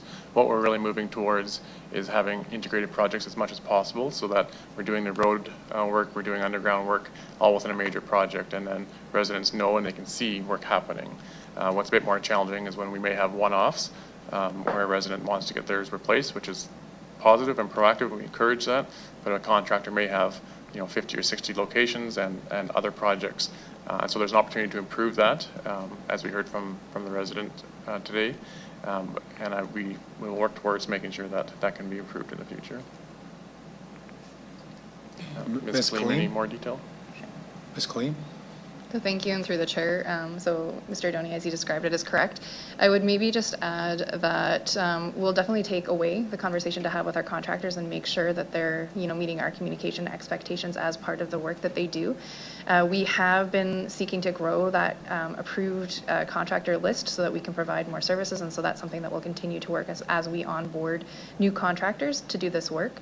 Additionally, I know that sometimes our city staff have an expectation of when we'll be able to award a contract out, and so we may communicate information to residents that we're expecting to have a contractor in their neighborhood, but we still have to get contracts signed and finalized, and so sometimes there's an estimated date that will come from the city, and then once we have that contract signed, we'll have a revised date from the contractor that's more clear and accurate. Perfect. Thank you for the clarity and the information. I appreciate the work we're doing, and hopefully we can hit 220 more consistently actual replacements. Thank you. Councillor Turnbull? Hello, thank you for all your work on this report. And I did have some questions to the chair, to Min, about the orthophosphate. And when can we expect the orthophosphate to come online, and what sort of results do we expect from it, and how do we see that changing the water in Regina? Through the chair. So yes, orthophosphate is one tool in our toolkit to reduce lead in drinking water, and so currently we've got test bench set up where we have real actual lead service connections under the ground, and we're starting to test the water. What is a challenge, or what's holding us back a little bit, is that we need Buffalo Pound to complete all of their upgrades and have that water chemistry stable, and then we will start to introduce orthophosphate into our test benches. And so Buffalo Pound is working towards having all their upgrades completed in 2026, and then I would predict towards the end of 2026 we would start to do actual adding orthophosphate to see the impact and the positive interaction between the lead pipe and the water, and then we would start to see that start to see improvements.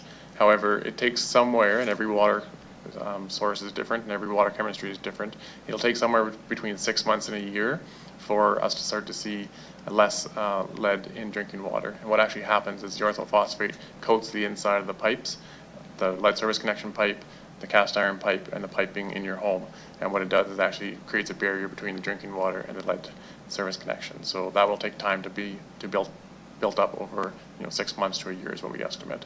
So we'll start doing this in 2027, and over the coming years we would start to see some positive improvements. Okay. And to the chair, are there any known health risks or any issues with or cons to orthophosphate that we know of? Through the chair, no, there's no concerns that we're aware of, and of course it's a regulated and approved product to be used in drinking water. Many cities add it already across Canada. What we may see is a slight increase in phosphorus in our wastewater, and so we'll plan for that and ensure that that can be treated and meet the regulatory requirements on the other end of the water system. So to the chair, to clarify, so we'd expect sort of some results maybe in 2027 of the reduction of the lead levels based on the addition of the orthophosphate. Through the chair, that would be best case scenario.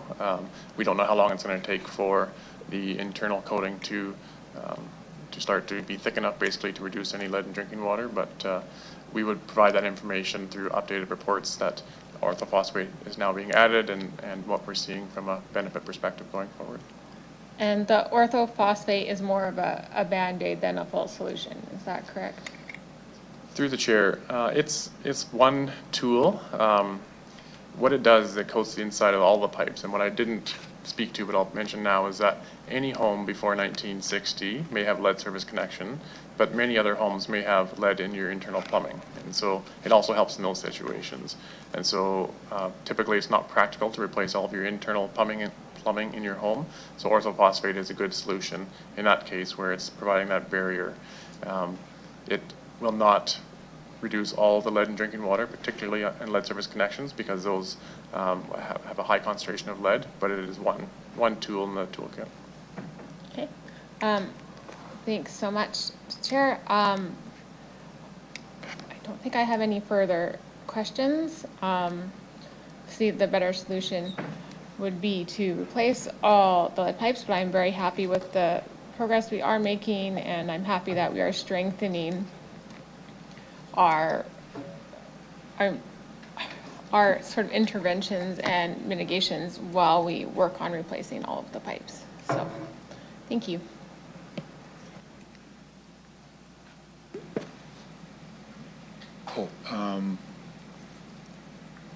Councillor Radens? Thank you. Through the chair, how many lead connections are there currently in the city? Through the chair, currently there's around 2,400 or less than 2,400 public lead service connections. So we have a 15-year completion by 2036. And so I guess, how are we doing in terms of moving towards that target? Through the chair, so we're doing great. Council approved a 15-year program, which works out to doing around 220 lead service connections each year, and we are meeting that requirement. Of course, we're looking to eliminate all lead service connections, and that also means confirming something is not lead. So as the mayor had mentioned, some of those are being hydrovac, and we're confirming that they are not lead, but we are on track to meet council's objective of having them all removed by 2036. Okay, wonderful. So are we actually meeting that target of 220 per year? Through the chair, yes. Excellent. Okay, thank you.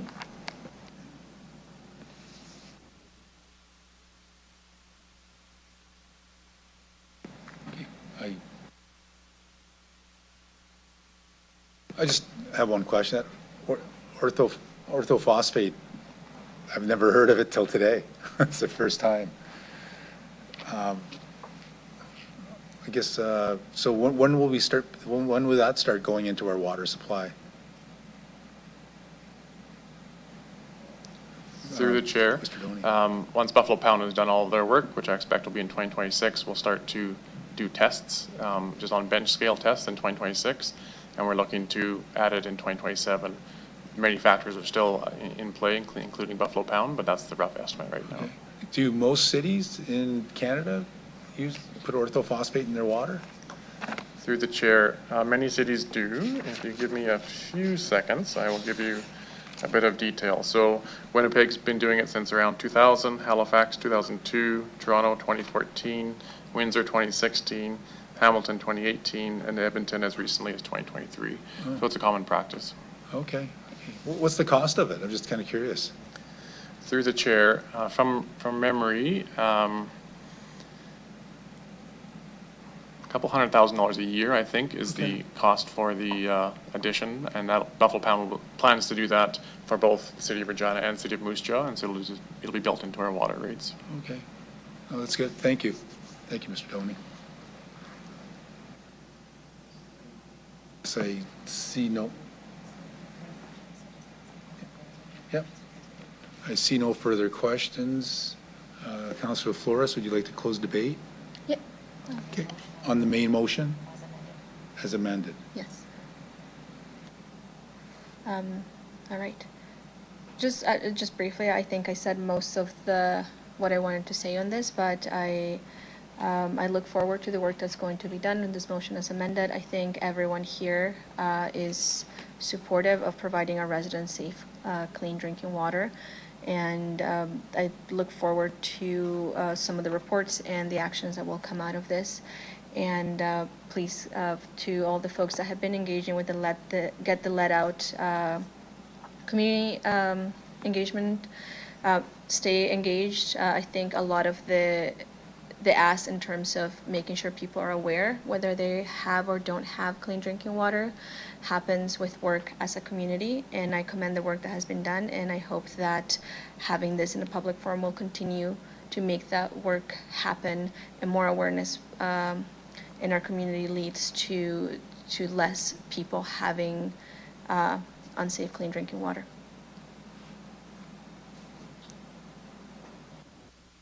Thank you. I will ask the clerk to start the vote on the main motion as amended.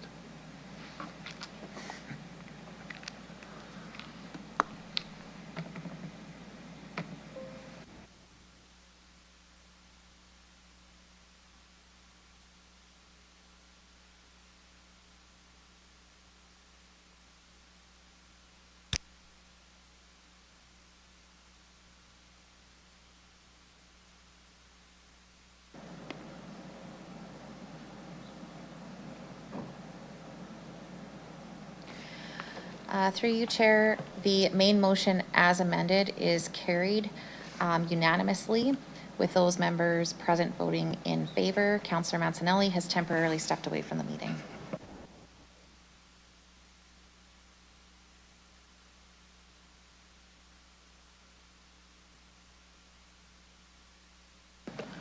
Okay, we will now consider item EX 25-83, Winter Road Maintenance Update. Can I have Deputy City Manager Curtis Doney please introduce the report? Through the chair, thank you very much.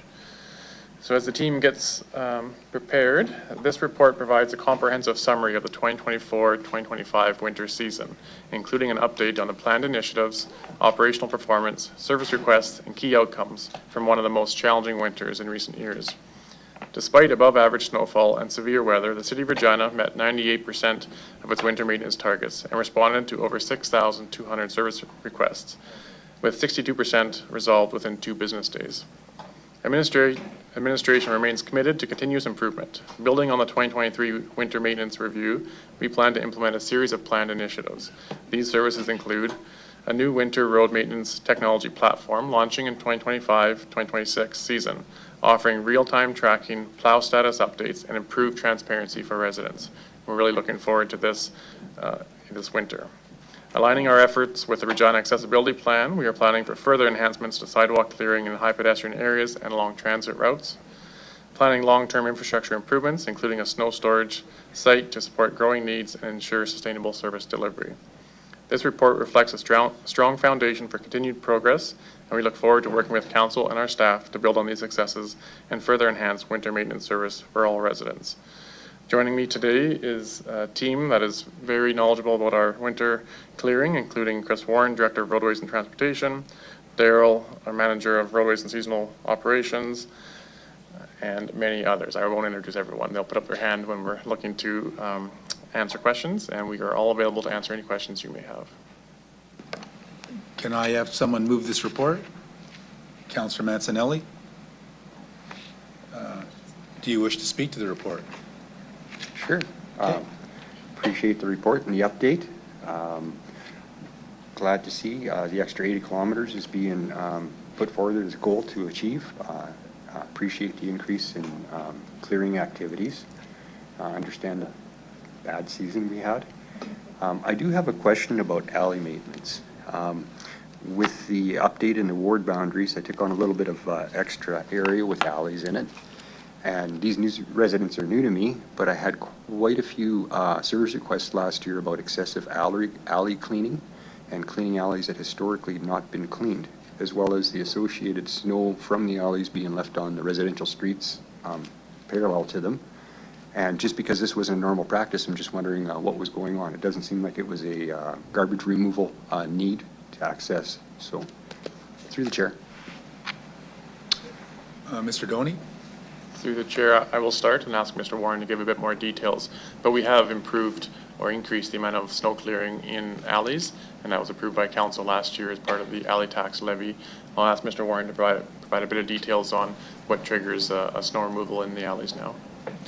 Thank you, through the chair. So, as mentioned, the level of service for alley clearing was increased to plow those alleys after a 5-centimeter snow event.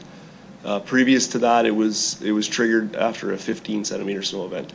So, significant kind of increase in that level of service, and that came about through the work we had done back in 2023 around analyzing our service requests and some of the challenges that the residents had faced. And one of the pieces of feedback around that was that the city wasn't clearing the alleys enough. So. That was kind of the trigger for the increased level of service and the increased funding amounts approved through the budget. Administration would echo that we also received some of that opposite feedback again this past winter. Is that with the increased alley clearing and with the increase in the amount of severe weather events that included wind, there were some challenges faced in terms of the amount of snow that we were plowing and having to store as a result of those additional alley clearings. So that is something that administration, we've been alive to that, and we're working through those challenges. Appreciate the information. My apologies for not remembering the increase in service levels. I guess I should have known that with my job. Bad on me. Thank you for bringing me in. I guess with some of the commentary from the residents receiving the extra service levels, I don't get to see all the service requests from behind. I would imagine that there was an equal number before this change that were complaining lack of access to garages and lack of access to amenities because of the lack of clearing the alleys, and that's what brought this about, correct? Mr. Doney. Through the chair, yeah, that would be the general concern of just not being able to access and get out. And obviously, you know, once a week there's the the solid waste removal also. Okay, okay. Is this something that's revisited? I'm just thinking of the resident input that kind of brought about the change. Like, I had a pretty loud voice coming out of the northwest corner that they would really appreciate their snows being attended to like their alley is. Is that information aggregated, and is that going to update, like for that northwest corner where it's not a garbage collection problem, would that be updating the winter maintenance policy in future years? Mr. Doney? Through the chair, I'll get Mr. Warren to add a bit more information about this, but I would say that the winter maintenance policy is something that is regularly reviewed and updated, and obviously residents' feedback is what drives that. And I'll ask Mr. Warren what his thoughts are on that particular topic. Thank you, through the chair. So on an annual basis, and this is kind of the reason that we're here today, is administration does review the previous winter season, and you know, we look to identifying areas of improvement and, you know, ways in which we can enhance our services moving forward, and often within existing budgets and also in alignment with the winter policy. So when it comes to the alleys, it's definitely something that administration has thought about and discussed. When it comes to, you know, do we plow those alleys after every 5 centimeter event, or is that too much now? Perhaps it's maybe after 8 centimeters of snow. Or something like that. So it's definitely something that we think about, and that we you know, we look to see if this is something that, you know, a way that will enhance those services, or you know, at least balance those services based on the needs of the residents and the needs of our solid waste collection, our recycling collection, and then of course that access to those back alleys. So that's something that we think about. Yes. Okay, so if I understand correctly, this is something being analyzed just to put it on the floor for proper location. Norman View West and Prairie View are the areas that are having a difference in the service levels from past years, as well as complaints about the extra snow causing havoc on the residential streets. So I don't know all the service requests you guys receive, so if you're analyzing, that's the feedback I received, and those are the areas that seem to be being affected in my ward. So thank you for the report, and I appreciate you guys keeping the snows cleared off the street. Okay. Councillor Burton? Thank you, through the chair. The increased alley plowing is an issue for me as well here, that I'm glad to see us providing service here, but a question to the administration is how much extra time, effort, and cost is there involved in plowing an alley versus a regular residential street, and even is there different equipment required, and are there other challenges involved in clearing those alleys? Through the chair, I'll ask Mr. Warren to give an overview of that process and whatever detail they can share today. Okay, thank you, through the chair. So, and I might need the question repeated, but to the first part of that question. So I think administration budgets for around $35,000 for each alley snow clearing, I guess, process. And we base that on approximately 6 severe weather events, you know, plus 5 centimeter weather events that we would normally undertake in any given season. That budget and that amount is funded through the alley tax levy, which is the levy that residents individually pay that are adjacent to those alleys. And so that's kind of the, I guess, the how that program is funded and kind of what those costs look like. But does that then take equipment and resources away doing those alleys from other things, of that time, cost, and effort to clear those alleys? Difficult, narrow conditions, ridges, like up against garages, various things like that. Through the chair, sorry. Yeah, thank you for the clarification. So through the chair, so yeah, I mean, anytime we're completing a program or a service, it takes a certain amount of resources. In this case, the alleys are plowed using front end loaders, and typically in the winter maintenance program, that is also used for things like at our snow storage site to push up the snow. And then of course when we have severe weather events where the snow blocks in some of those outlying areas, some of those perimeter roads, we use front end loaders to open up some of those roads. So definitely administration has to kind of look at the different priorities and triage and bring in additional contractors and while we're prioritizing that work.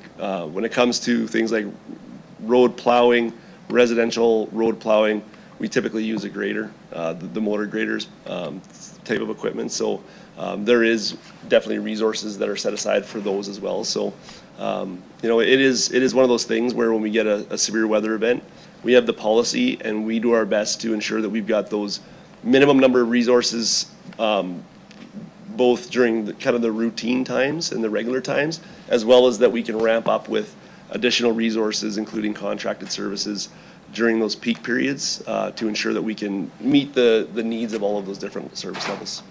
Thank you. So through the chair, when I do the count here, I see that 5 times alleys were plowed last year. Residential streets were plowed twice. Category 3 was plowed 6, just one more, and we are 1 centimeter short of then doing 7 times for alleys here. So it seems like there's a significant cost to the plowing these alleys. And I also question, does the basic design of alleys now introduce problems? Everybody talks about all these saving, compact, urban farm. Let's put the alley and put the garage up against the alley, no pad in front. And now we have to plow it many more times than any residential street. So does the basic design of all these alleys introduce a whole bunch of problems, even including where do you put the snow when you put it down at the end of the alley? Now I pile it in front of somebody's place and they're not happy. Mr. Doney. Through the chair, I'll start and ask Mr. Warren to provide much more detail. So lots of questions there come out at us all at once. And so in overview, obviously we're clearing snow on the built form. And so we know that higher density increases challenges, and we make sure that we've got resources to deal with those, and specialized equipment is some of that options. I'll ask Mr. Warren to give a bit of detail about the alley clearing and the challenges there, knowing that council can change the service level if they choose at this meeting. Okay, thank you to the chair. So alleys do present different challenges when comparing to road plowing. Major roads, residential roads. There's some similarities as well. Overhead lines, narrow pathways. Often residents, build fences and structures right up to the property lines. We've got solid waste and recycling bins. So all sorts of different things and challenges that our crews need to navigate when they're moving through those alleyways. And I lost my train of thought on that. Oh yes, there's probably 2 major issues that we run into when it comes to clearing snow in the alleys. One is because of the narrowness and the type of equipment that we need to use with that front end loader, we lack a great ability to clear driveways in front of those garages. So we do get a handful of concerns from residents after we plowed those alleys that there's a ridge that goes up in front of their garage. Typically, with the amount of snow that we're plowing in the alleys, it's not a significant ridge like you'd see in the front, when we're really putting those blades down.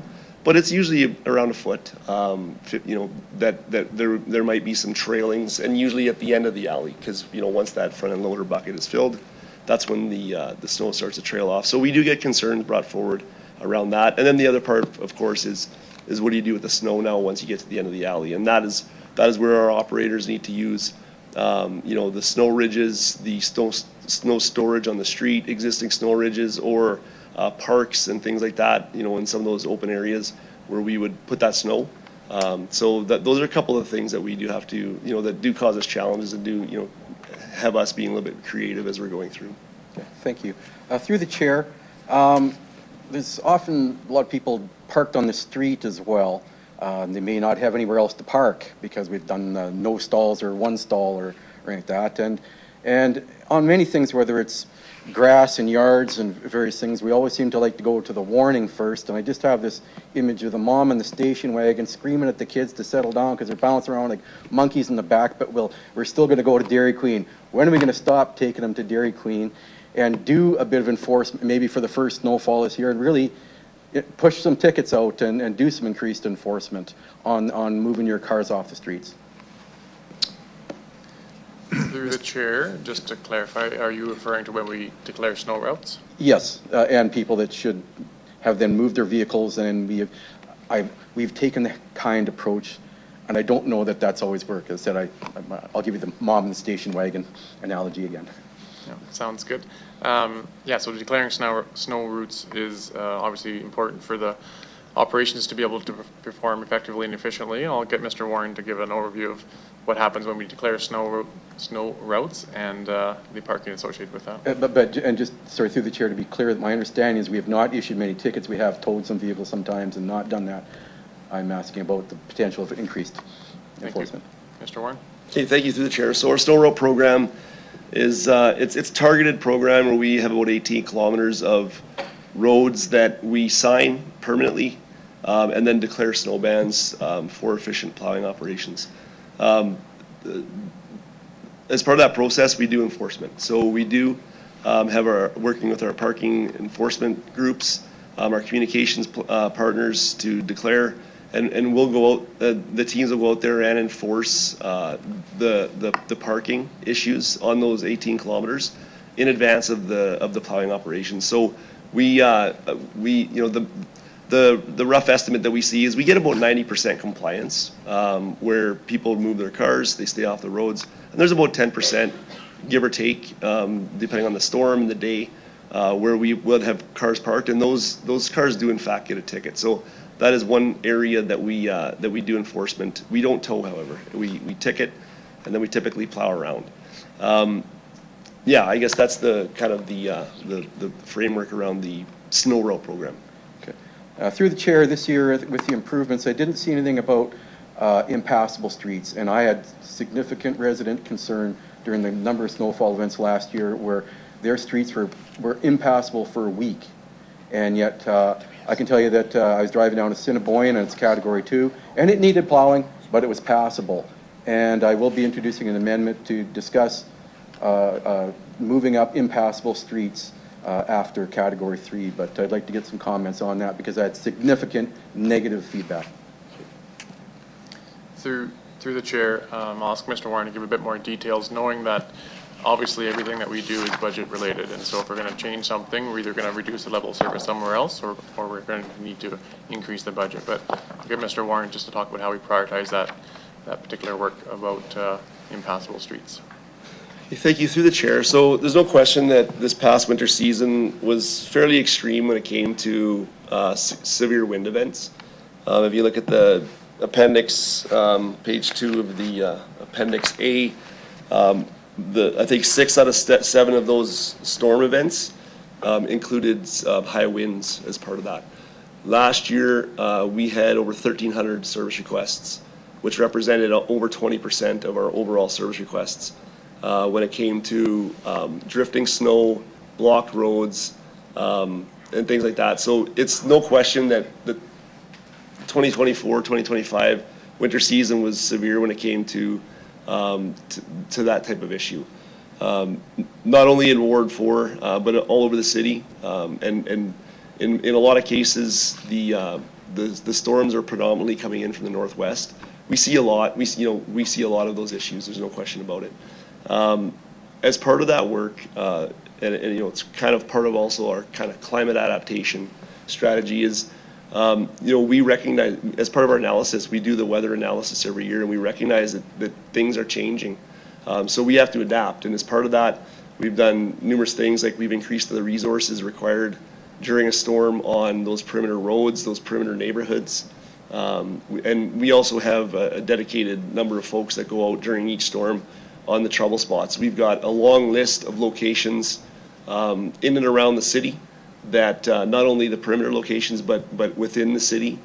Some of those locations that are in open areas adjacent to parks, that do blow in when we have these significant wind events, and those crews are cycling night and day during that snowfall to ensure that we're open and available to address those needs.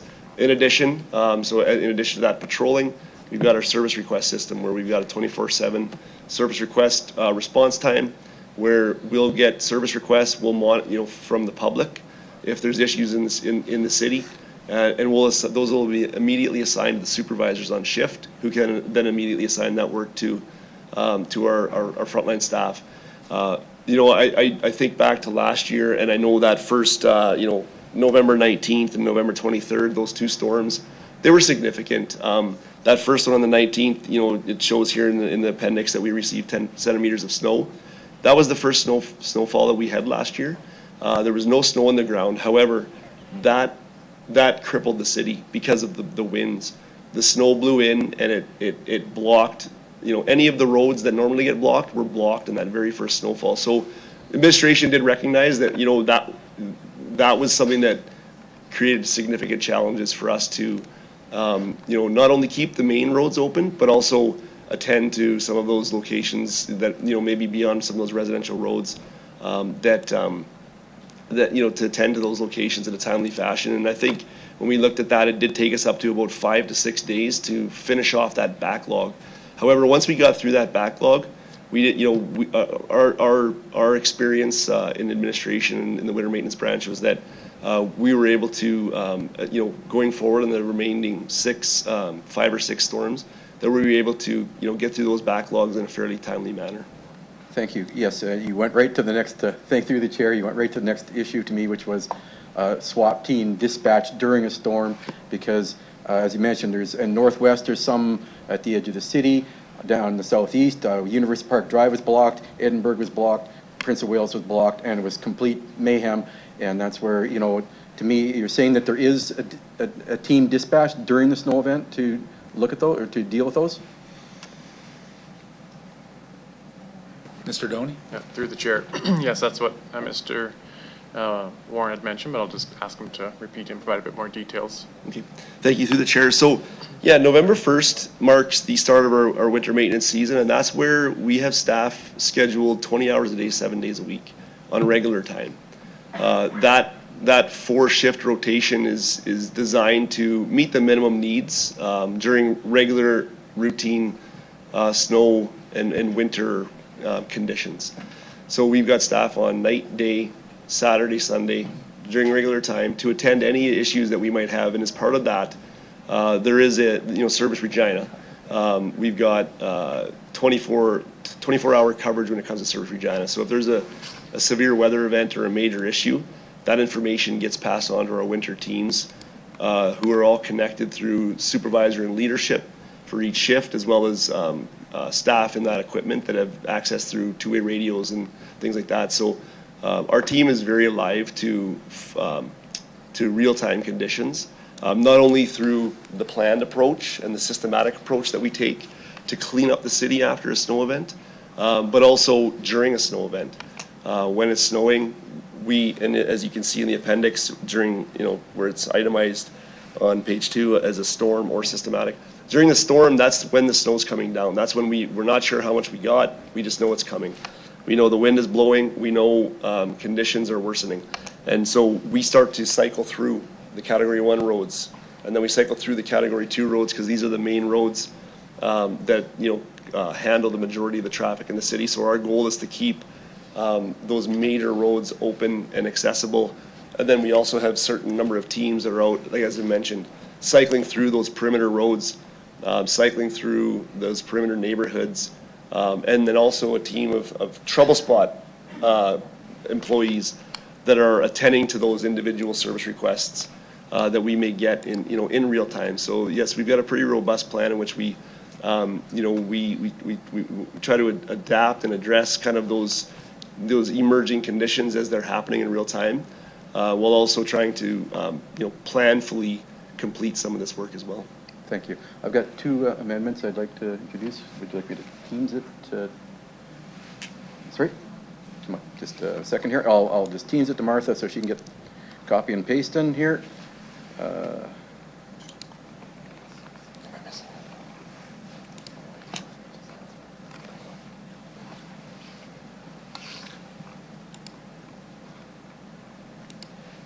And then I just will read about just while you're getting that, Martha, if that's okay. Let me know you got it. Okay. Sorry? Okay. So my first amendment would be request the city examine the implications of policy change to address impassable residential streets immediately after Category 3. The next change would be to request the city examine a report. And so that first one there, I'd like to see immediate for this snow season here. Next one is a longer term one that I request that the city examine and report on the implications that residential alleys and urban design bring to ongoing snow clearing operations, including cost, time and effort, and resident dissatisfaction. And this is all about the design of our city and how we make it easy to maintain and allow it to grow with the least cost, because we talk about the urban design, the various things here, and the alleys, people seem to go to that, and then it seems to cause us no end of grief, and I'd like to understand those costs and efforts involved in those.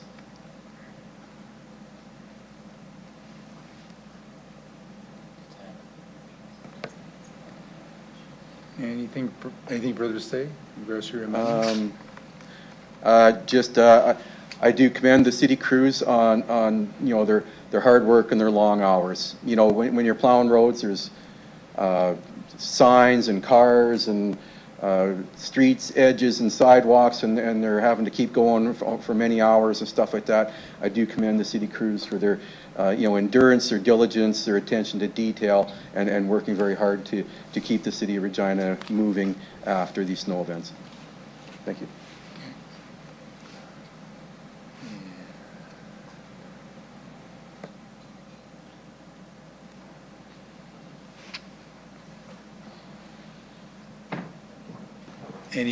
Any members have any questions to this?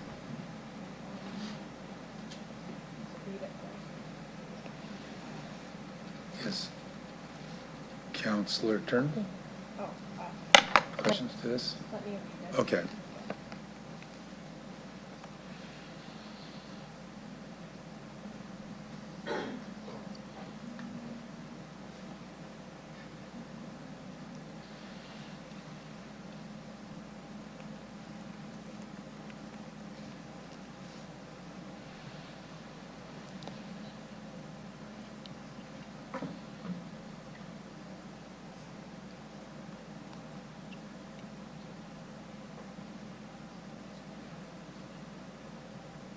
I'd like to ask administration to comment on these amendments.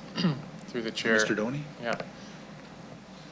Number one, will obviously have budget implications, and council's going to decide in December from a long list of budget cuts that we're going to bring forward, and we will have winter road maintenance on there to be explored by council. And so I wouldn't see number one being implemented for this season until a budget is approved in 2026.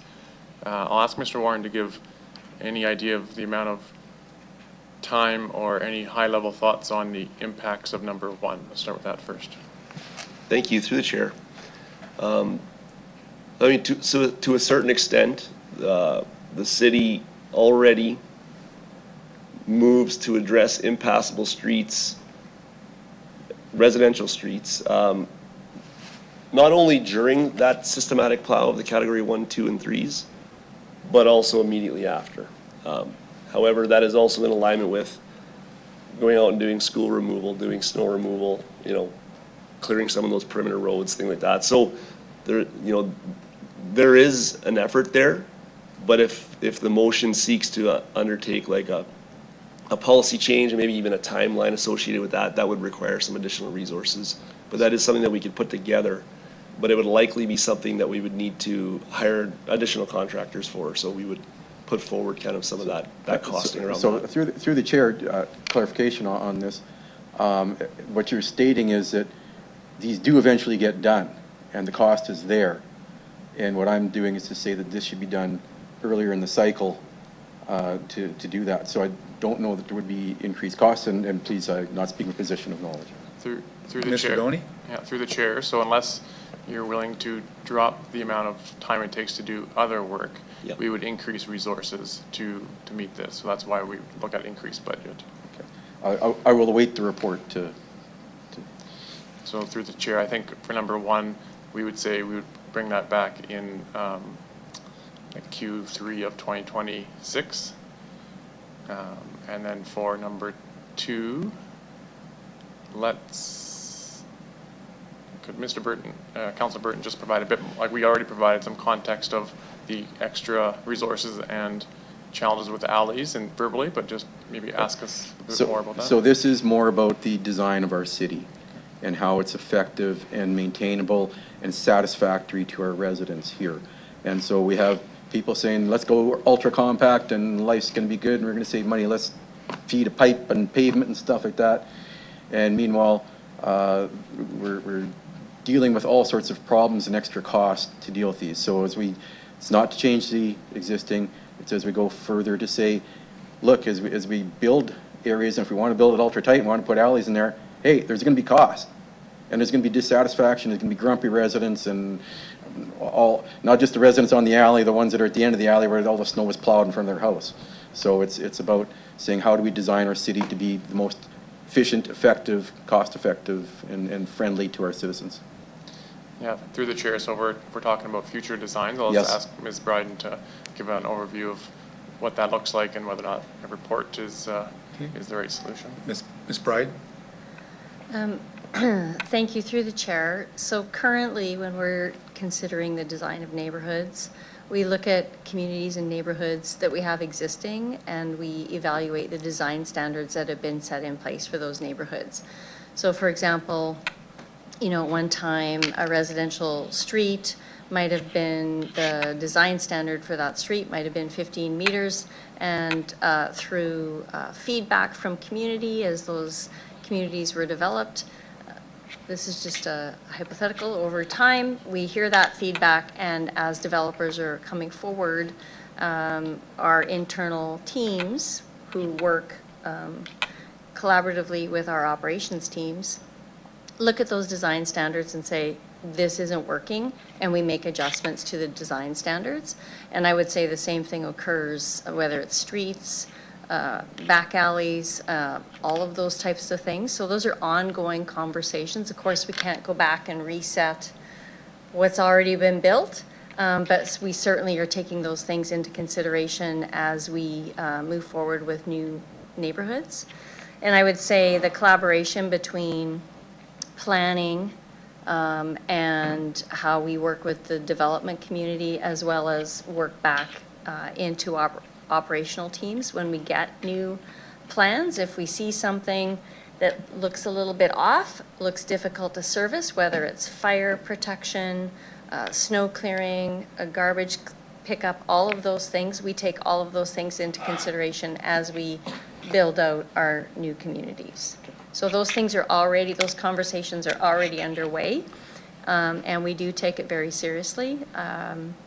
We want to see our communities built in a balanced and serviceable way so that our operational teams can be efficient in how they do deliver their services. So understanding that, this is through the chair, this is where I would like to understand some of the detailed costs, and even down to the fact that now I got extra miles of road to plow that's not only in the front, now I got in the alley in the back, and we got those. So I would like to, that I'm after those details. So I guess just for, if I may, sorry, through the chair. And then we have to take our lunch break.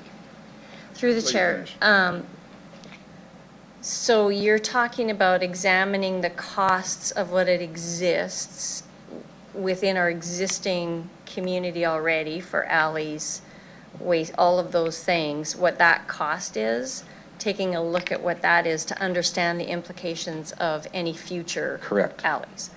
So I guess I'll let Mr. Doney speak to that. Mr. Doney. Sorry, we're holding up lunch, but so we can absolutely provide the cost to perform alley snow maintenance, for existing, and that's something that is available, and we can report back in Q3 2026. What we can't do is what would the cost of the future be if we change something? That's what I'm struggling with a little bit of. What does that change? Well, these are just numbers. Okay. We'll continue this. Yeah. We'll continue this after lunch. Okay? You bet. Mandatory break. Okay. Reconvene at 1:05.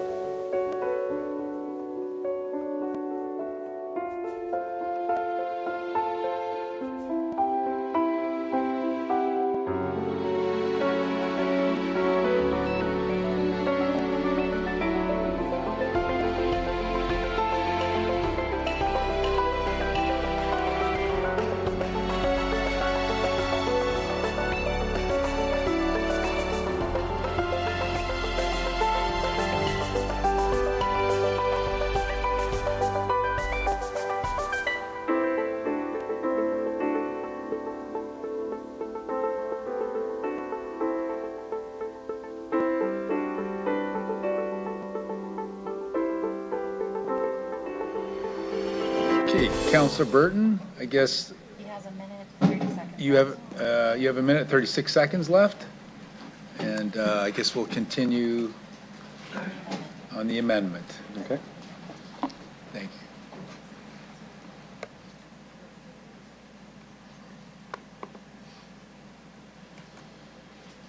Okay, thank you. Through the chair. Just one question on the, there was for a number of years some roads that were built that are now recognized to be too narrow and problematic, and now that, you know, there's been discussion that we've learned from that.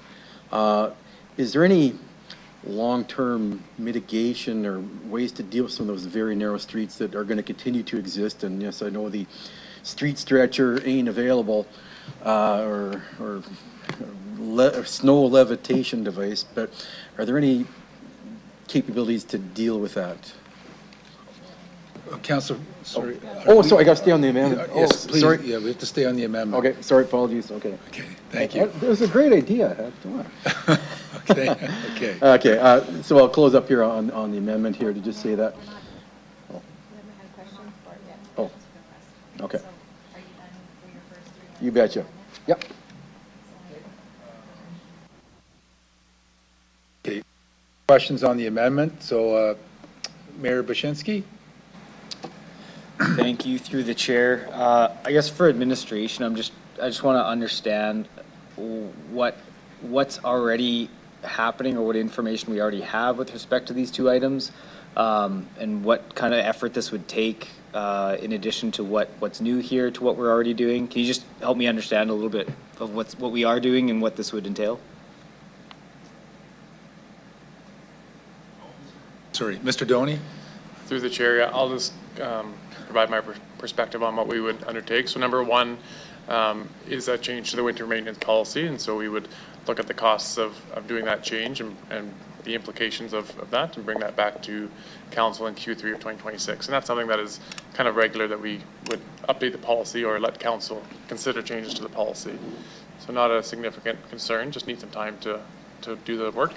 Number two, after further conversations, I think what we would do is just report on the costs and the challenges of the existing alleys to provide snow maintenance for.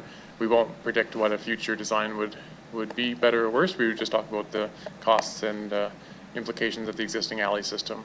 Knowing that alleys have lots of benefits, of course. We have, you know, our solid waste collection there, in alleys instead of on streets, so there's lots of benefits, but we would just focus on the impacts of snow clearing in alleys for this one. So with that, Councillor Burton, I guess hearing that, I'm concerned with the urban design portion of that, just given what Mr. Doney said.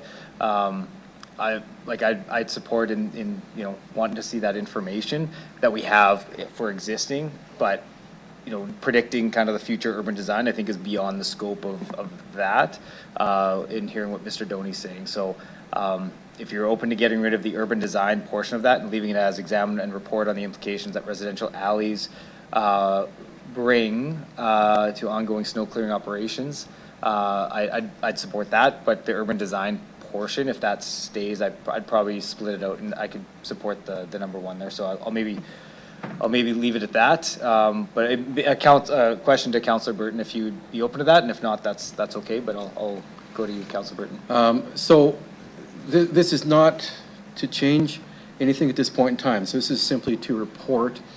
And my objective with this one is that, as the learned guru, I am not when it comes to all these things, and I learn all the time from the administration and from everybody around the table here, that this is about, everybody says, I constantly get all these benefits of squeezing everything up. And I'm interested in just getting some of these facts. Snow removal is just one of them, to just simply get that. And I would be, if you had another word or something put in there, but this is, I want to say, so that we can understand that I want to get some of these numbers to be able to say, is it true, is it not? to save. So is there another alternative we could toss in? All I'm saying is the urban design portion, what I heard Mr. Doney say is that we can't predict future designs right now because we're constantly reviewing that as to what Ms. Bryden said.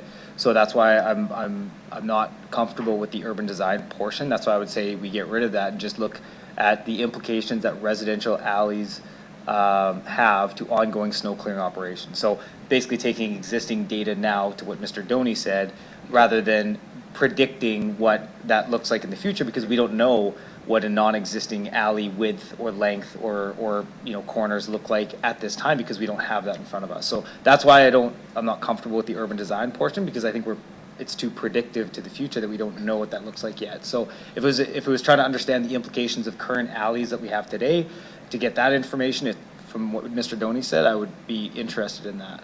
But if you're not okay with that, that's totally fine. No, but looking at Mr. Doney, he seems to indicate that we can get the information we need there and without those words in there, and I'd be comfortable with that.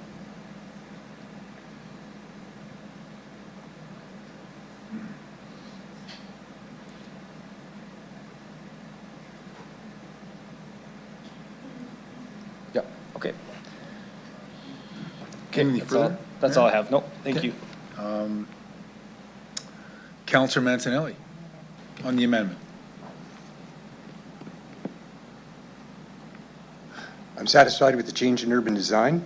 I still have a choice or a chance to speak to the original motion, and I'll use my time to the original motion to ask my question then, so I'm not in conflict with the amendment. Okay, then let's see here. Councillor Turnbull?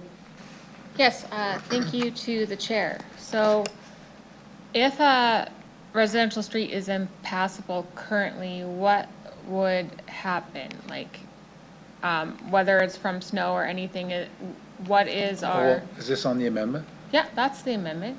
Impassable residential streets? We're talking about I think we're talking about alleyways? Number one. Or are you talking about number one? I'm talking about number one, yeah. So the impassable residential streets. Okay. So what would currently happen if there was an impassable residential street? Mr. Doney? Through the chair, I'll get Mr. Warren just to outline kind of the priorities, but also how we have the crews responding to different situations and impassable streets, how that ranks to everything else. So, Mr. Warren. Okay, thank you. Through the chair. So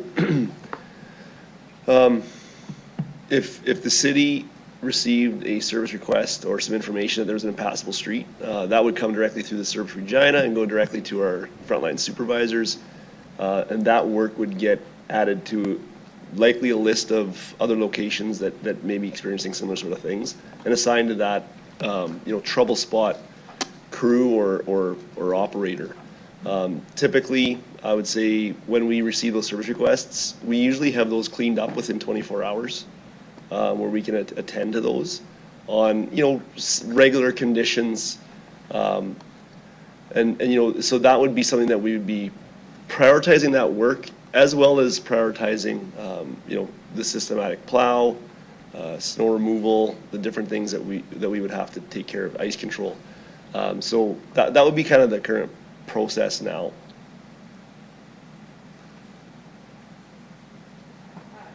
Chair, I'm just trying to understand where it would be in priority currently. So is it after 3 currently, or is it all the way to 4 or 5, the impassable streets? Mr. Doney. I'll just pass this one directly to Mr. Warren, please. Thank you, through the chair. So during a winter snowstorm, the city typically looks at all of the work that needs to take place under the policy and the corresponding timelines, and then we put resources towards all of the different needs at all different times. So the answer to the question is, so if we have a major snowstorm, and while it's snowing, we'll have crews going out cycling through category 1, 2, and 3 roads, just kind of plowing through. We'll have other crews out in perimeter roads, basically going up and down just to keep those roads open because they blow in right after we open it up the first time. We'll have crews going out doing sidewalks. We'll have crews out doing ice control. So we have we staff up to address all of the different needs that are outlined in our policy. So in the case of to the question about when do we go? The first thing is if we have a systematic plow where we have to clear all the category 1s, 2s, and 3s within that defined timeline, we'll use our existing resources as well as call in contractors, and we'll assign that work out in a way that gets us to those timelines. At the same time, we'll also have additional resources, and again, it depends on the severity of the storm and the amount of work required. We'll also have some resources dedicated to trouble spots and service requests so that we can do that work simultaneously. Depending on for the example that I talked to before, that major snowstorm that happened in the very first one in November of last year, it was such a significant event that the number of service requests that we're receiving on blocked roads far surpassed our ability to open up each and every one of those within that typical 24-hour time period. So it did take an extended period of time to both plow the roads and open up all the ones that had been blocked. Whereas in normal cases, specifically if there's low wind, we don't get those types of calls.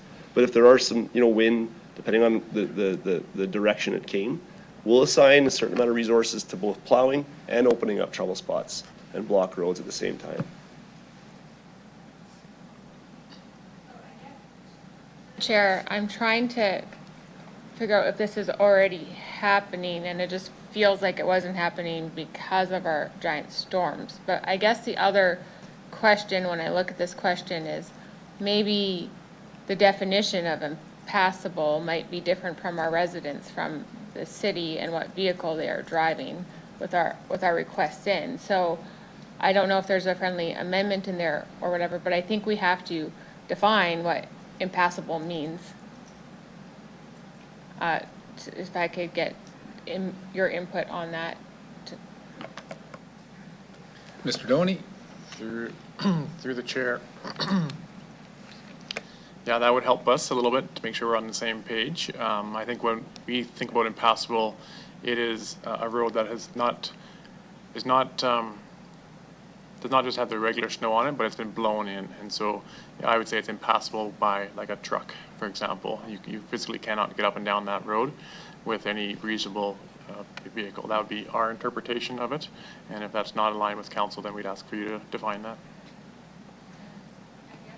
When I also think about impassable, I think about can EMS reach someone if there was an emergency, if in that sort of definition, like are people able to get medical help for this impassable? So I don't know if that would be another layer to add onto this. So to me, when I see impassable in the category 3, I almost want, I don't know how to word it, and I'll ask admin for advice on possibly a friendly amendment to define what this impassable is and what our standards are and what it is. Like, is it an inconvenience factor or is it a safety factor?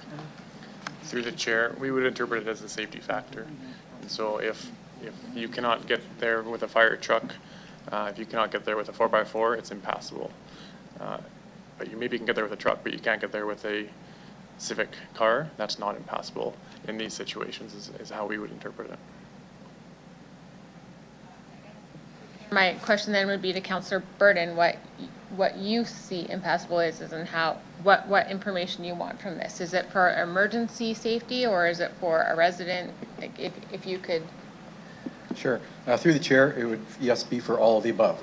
That I am, the Yugo, the Honda Civic, the little one that might get stuck or something like that, but a reasonably sized regular vehicle, an EMS, fire truck, various things like that, those would be the examples. If they cannot navigate that street, that they cannot transit it, that to me is a definition of impassable.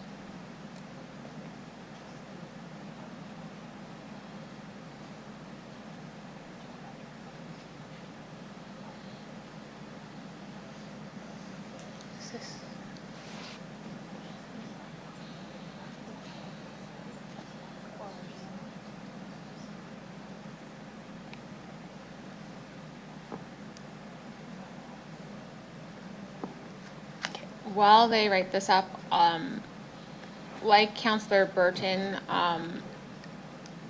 Ward 5 and Ward 4 share the stress of Arcola and Victoria traffic, and pretty much anything, whether it's a light that goes out or whether it's a snowstorm, can really back up the east end very quickly. And I do find that whether it's snow or anything that happens, it really escalates in that end of the town.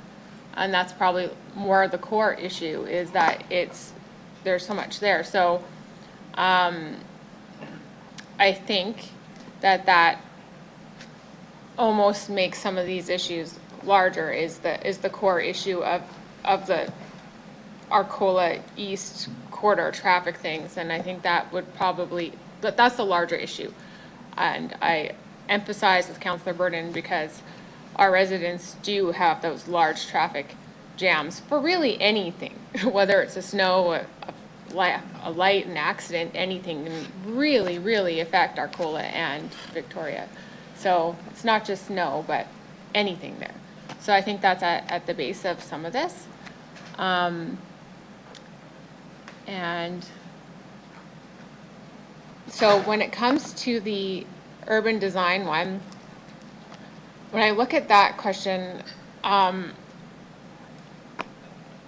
we have master plans so we get a holistic view of something, and I'm not entirely sure if I feel comfortable just isolating snow clearing for alleyways, because everything has such a big picture and part of our master planning. So I'm not fully comfortable with having the alleyways for snow clearing just pulled out, but I wanted to ask administration how they felt. Is this the right place, or does this belong part of the master plan in sort of a larger picture?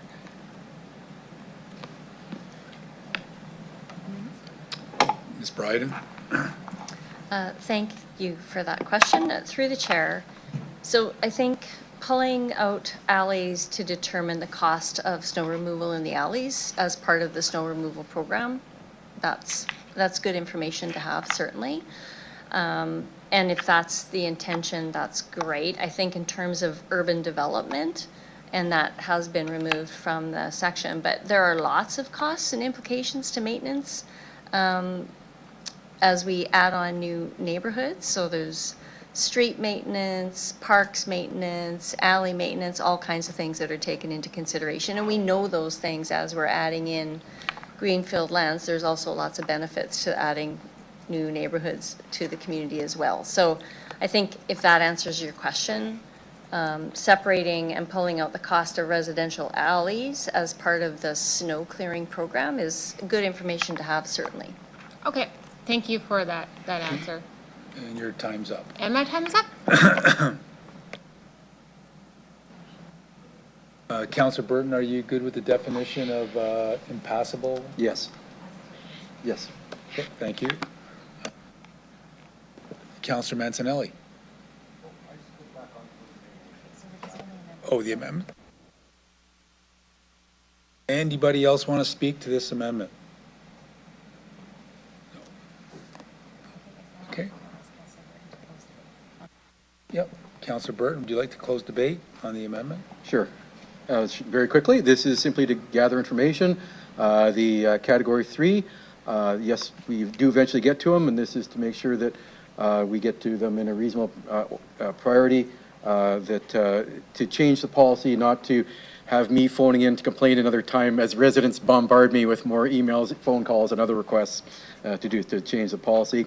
The other one is just simply an informational request, and I'm comfortable with the amendment to take urban design out, and then we've got a data point that we have available when we need to do some of our other planning at other layers. So that's it. Thank you. I just have one question. I guess, could we get an explanation just on the categories, like 1, 2, and 3? Or, oh, we're done?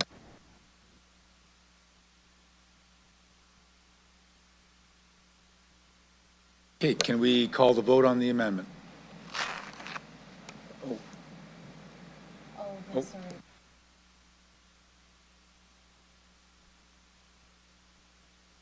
Just, Mr. Doney, yeah, could we clarify a date? Yeah, through the chair, we would say Q3 of 2026, so we'll bring it all back as one report for a snow maintenance update. Okay, thank you. And I'll ask the clerk for us to vote.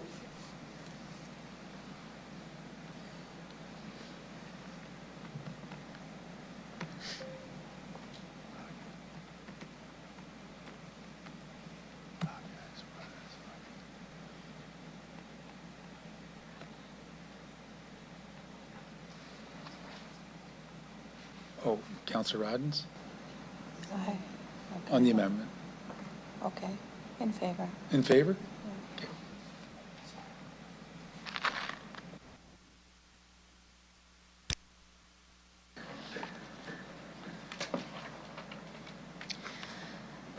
Through you, Deputy Mayor, the amendment is carried unanimously with all members present voting in favor.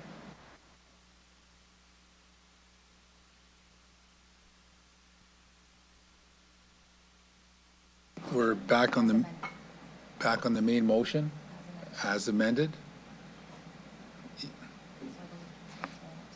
Yeah, okay. Councillor Mancinelli? Oh. I just glanced at the time, our point in the meeting, and knowing what we have to get through in private yet, and I thought that my question might be a little bit out of order for this late in the day, so I was going to let it go. Okay. Councillor Seeklis? Hello?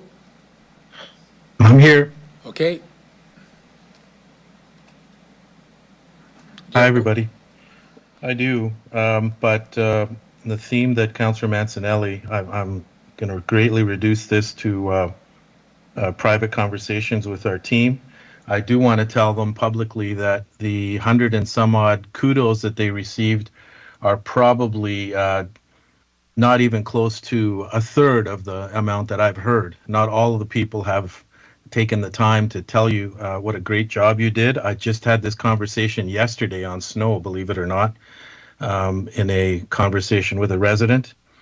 It's no surprise that the communities that face the Northwest, like Harbor Landing and the North for Councillor Bezo, got hit really hard because of the winds, and the freeze-thaw was very difficult for people, especially seniors who do not have the ability to clean a lot of snow, and especially when it's frozen. So, the lesson there is, Mother Nature is going to do what Mother Nature is going to do. So we can't expect perfection here. I wanted to just ask a little bit about the tech solution. It appears to be a one-way form of communication, which I never like. Is the second part, the part where our customers can speak to us, still going to be Service Regina? And are they staffed adequately? And how do we handle, for example, weekend requests in this time of the year, winter? Mr. Doney? I'm going to start and then ask Ms. Lavely, Kayla, to help me out. But yes, the tech solution right now, the first phase, I believe, is just a one-way, so it's information sharing, with the intent is to provide that information to residents so they don't have to call in. But of course, we've got the ability for them to call in Service Regina anytime and after hours and during storms, and I'll just ask her to give an overview of that service and how we ensure that we're prepared for any major storm events. Thank you, through the chair. So we do have Service Regina. We have after-hours staffed all the time. So throughout all our evenings and weekends, there is the availability to call in on that emergency basis and let us know, what the main issues are. We also take a really proactive approach in the communication side. So before any big snow event, in the last year, we really put a lot of messaging over social media, letting residents know what roads are our priority roads when they're getting cleared, and what that process looks like. Thank you, and I shared all of them, and we got a lot of positive feedback that we did that. Can I ask a bit about the contractor engagement? Tell us what efficiencies could be had with this technology solution you're talking about in the report. Mr. Doney? Yeah, through the chair. So we have made changes to our contract, obviously beyond the technology approach that we're going to implement this fall, but I'll ask Mr. Warren to give a few details of maybe not this year, depending on how things get rolled out, but maybe in the future what we could see for efficiencies or improvements with our contractors using technology. Thank you, through the chair. So, we're really excited to be able to implement this new solution, both for the internal tracking and assignment and communication, reporting with our internal folks, but also with our external contractor support. So, we're going to be using this this solution to assign those locations and have those locations updated in real time as to when they've been plowed. And also using the information to determine costing and billing of some of that outsourcing of that work. So there's going to be many benefits that we're going to be able to use, not only for sharing the information with our community, but also internally in terms of being accountable to those service levels. Thank you very much. And finally, can you talk a little bit about the second snow storage site, and how do we explain that storing snow in a second location is approximately a $10.2 million cost to the city?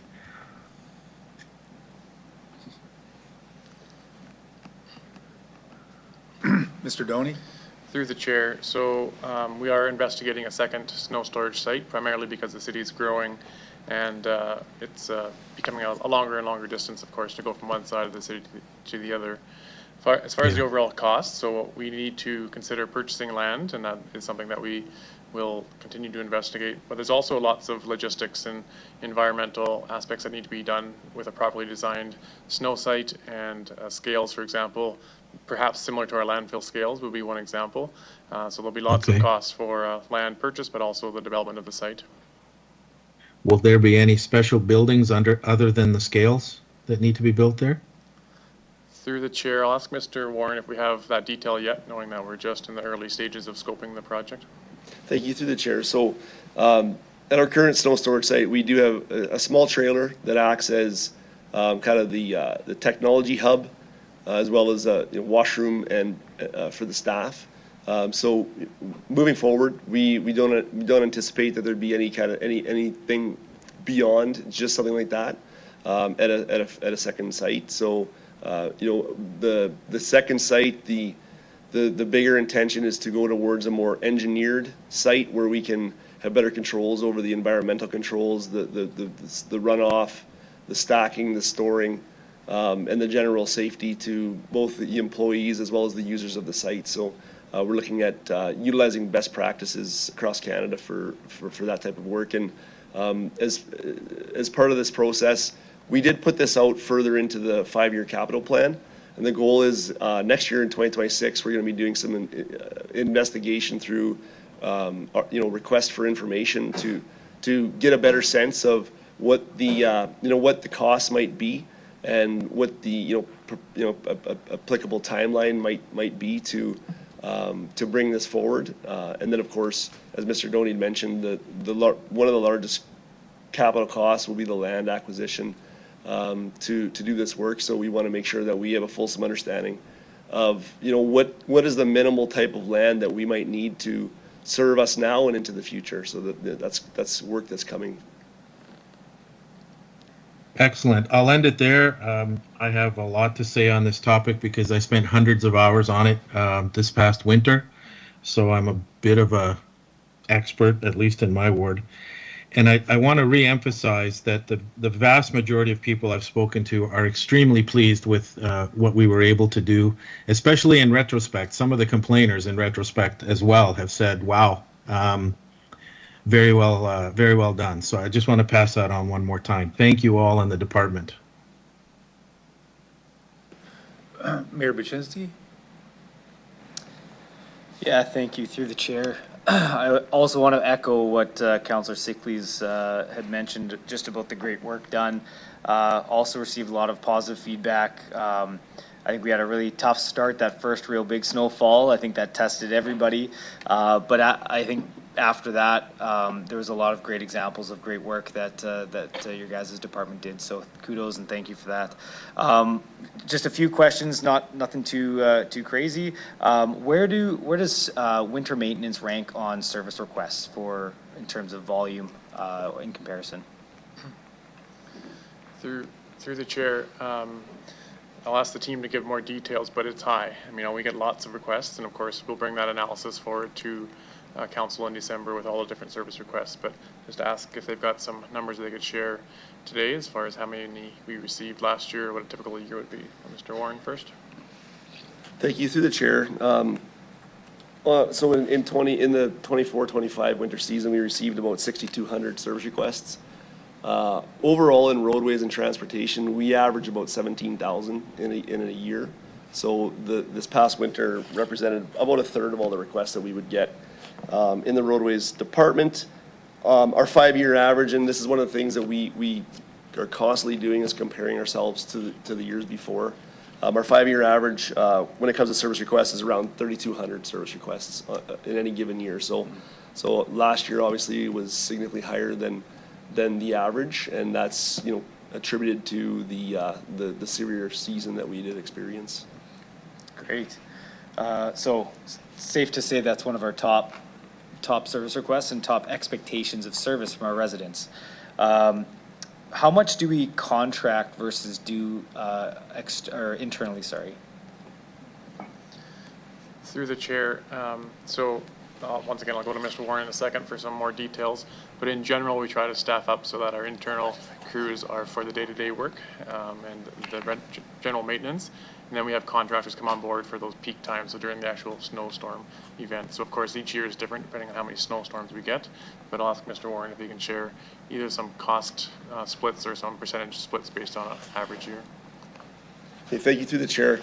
I don't think I have the exact breakdown in front of me in terms of expenditures last year, but our winter maintenance budget is for 2025 is around 11.9 million, and of that, 3 million is set aside for contracted services, so represents about 25% of our annual budget.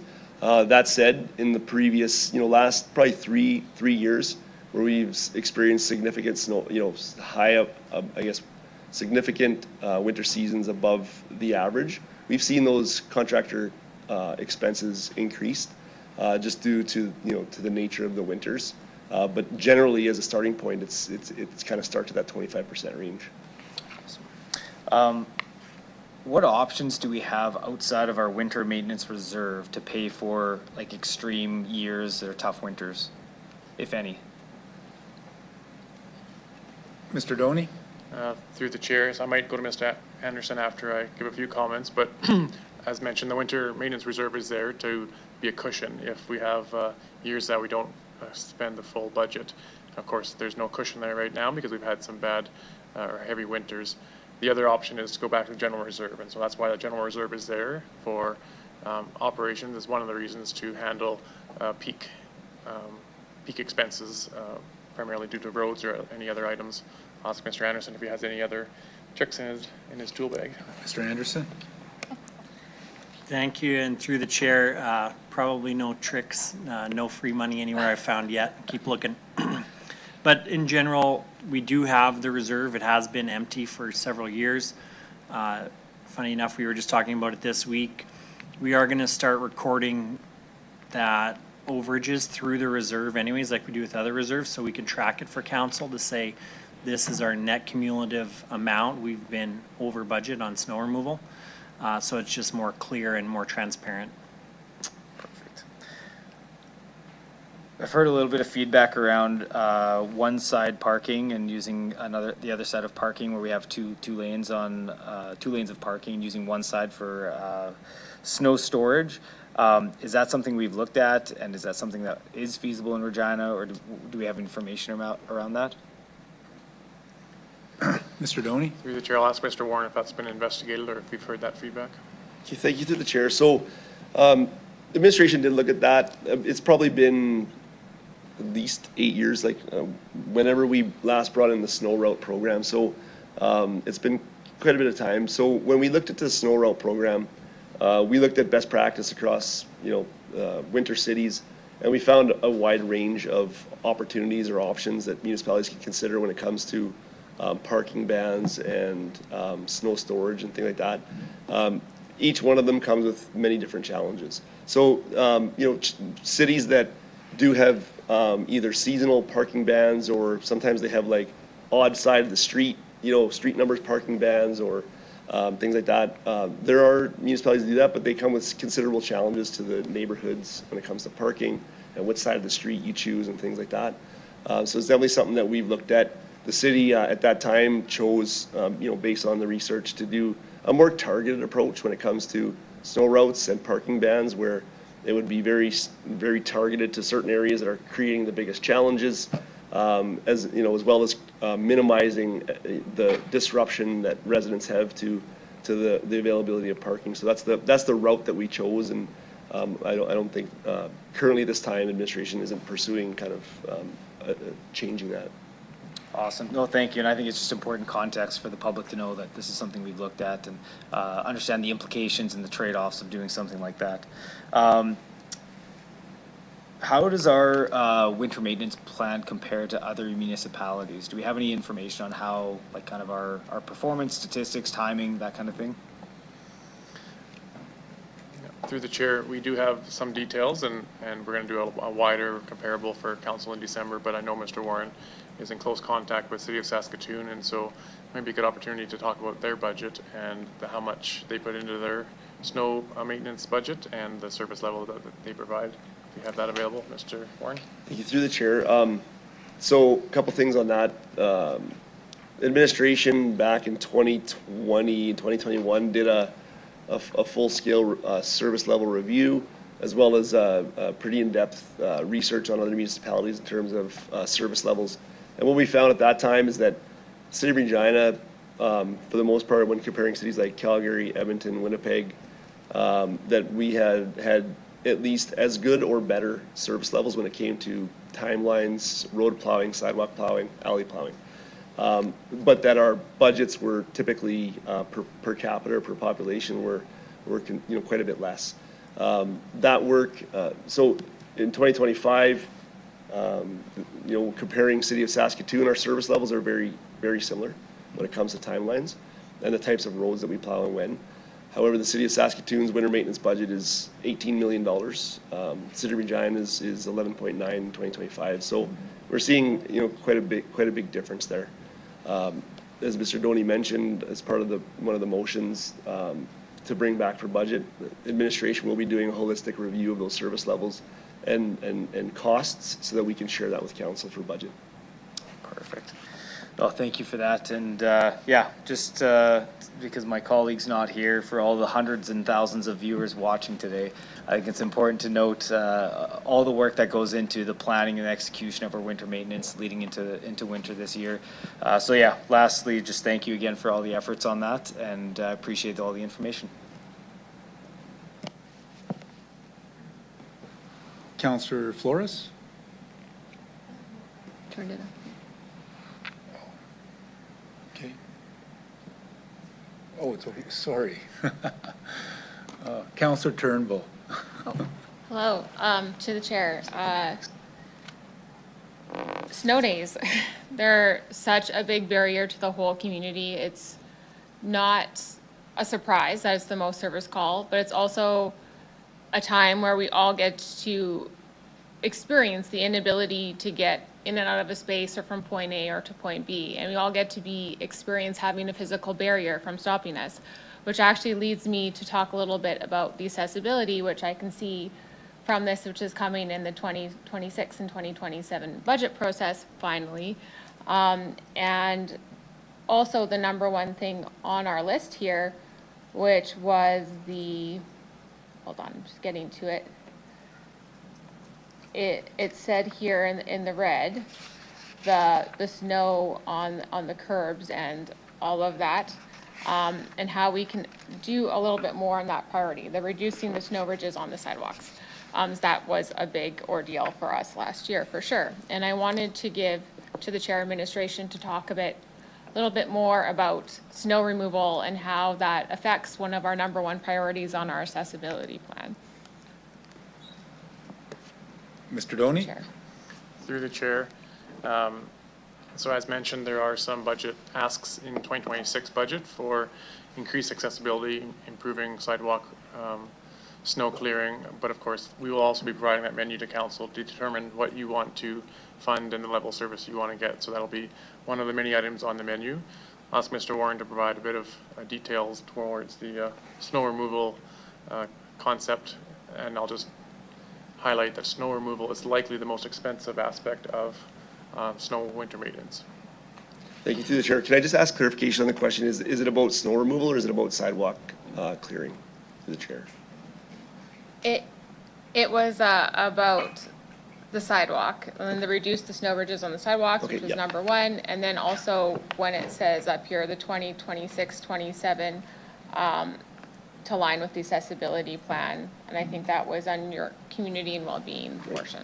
Thank you, through the chair. So the city sidewalk clearing program, currently we clear about 250 kilometers of the roughly 1,400+ kilometers in the city, mainly around the city's parks, city facilities, locations that we call them no frontage, but really what that means is a sidewalk adjacent to a piece of property that really nobody is kind of responsible for.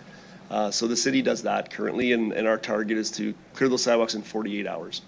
When it comes to a couple of those plan initiatives that we brought forward that we've been working on for the last couple of years, the city did, in 2023 recognize that there were circumstances that during plowing operations, we were inadvertently, mistakenly putting snow on sidewalks in some cases, as well as in some cases blocking driveways during that plow. And from our perspective, our goal is to maximize accessibility and maximize access to people's homes. So we did, so over the last couple of years, we've done a concerted effort to educate and create awareness with both our internal crews as well as our external contractor partners, to underscore the importance of making sure that when we're plowing, that we're maintaining access and maintaining accessibility of those sidewalks. Although in the appendix, in table 3, it does show that we're in the red when it came to reducing snow ridges on sidewalks. The original goal was to reduce by 50%, and although we didn't reduce those service requests by 50%, we did reduce them a little bit. So we did see a reduction in those service requests, and as you can see in the reduced the snow on the block driveways, we did reduce the number of service requests we received on those as well. So from an administrator's perspective, some of the efforts in terms of education awareness and also actually accountability through our internal processes as well as contracts with those contractors, where we are seeing a reduction in service requests on those 2 locations, but we still have some work to do, and that's something that we're going to focus on continuously.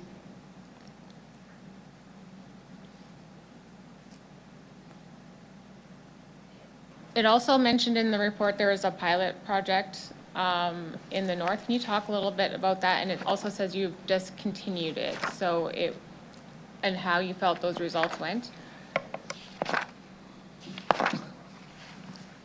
Thank you, through the chair. So back in 2023, when we did that review, the administration undertook a pilot to see if there's some additional opportunities to enhance sidewalk snow clearing.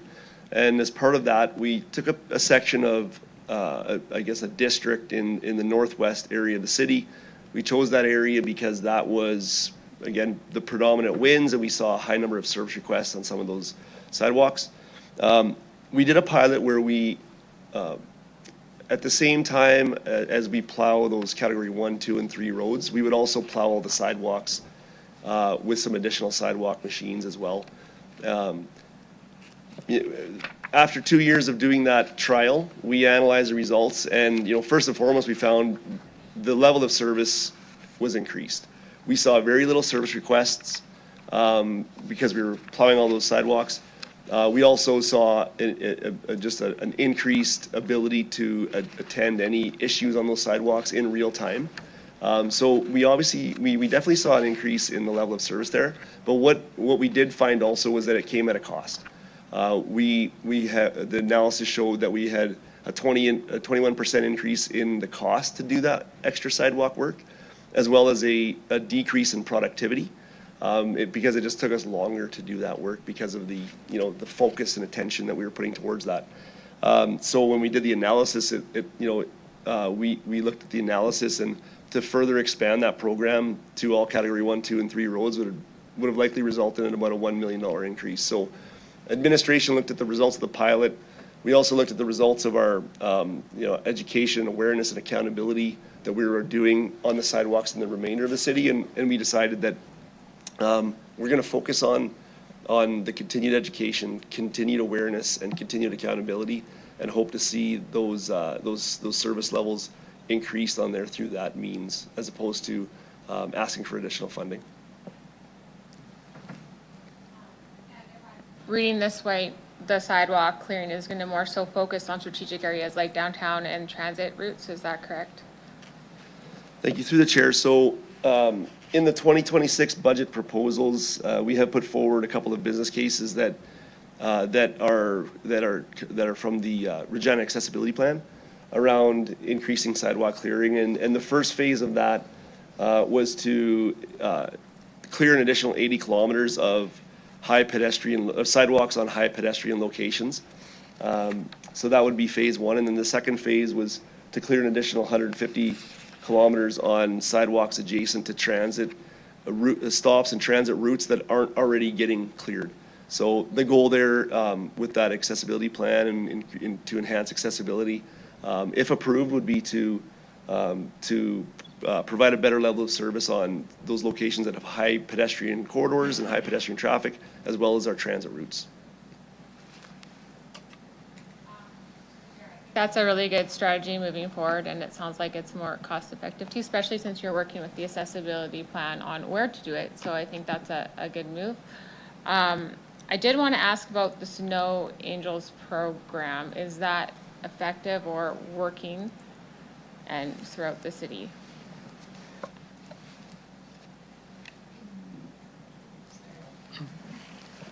Mr. Doheny.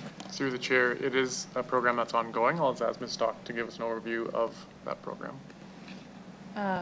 Thank you. Through the chair, I'll start and then I'll pass it to Ashley Nemeth, who actually oversees the Snow Angels grant program. But yes, Snow Angels Community Grant Program is ongoing. We still have a budget of $100,000 per year that we distribute to community-based organizations who apply to run volunteer-led kind of community-based snow removal programs. And I'll maybe pass it over to Ashley to give more of an update on what's happening with that program this year. Yeah, Ashley Nemeth speaking. We had 13 community organizations that applied this year that we distributed the $100,000 to. That number was down 2. There was 2 organizations who chose not to reapply this year, just because they struggled to find volunteers and found the administration of that program quite heavy. But we do see an increase in people applying and different organizations applying, and their programs are growing, so I think it's headed in the right direction. Do you have any recommendations on how to improve the Snow Angels program, or how we could increase more accessibility type things for snow removal?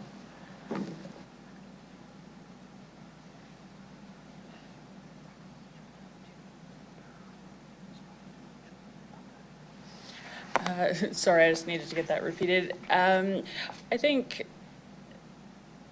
education within our communities and just helping people to understand the importance of our Snow Angels program and getting more and more people to apply and be a part of it. I think every one of our community organizations has, discussed the struggle with finding volunteers to help them with that program.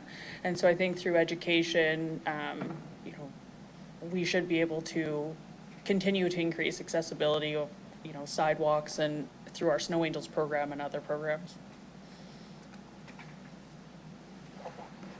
Thank you so much.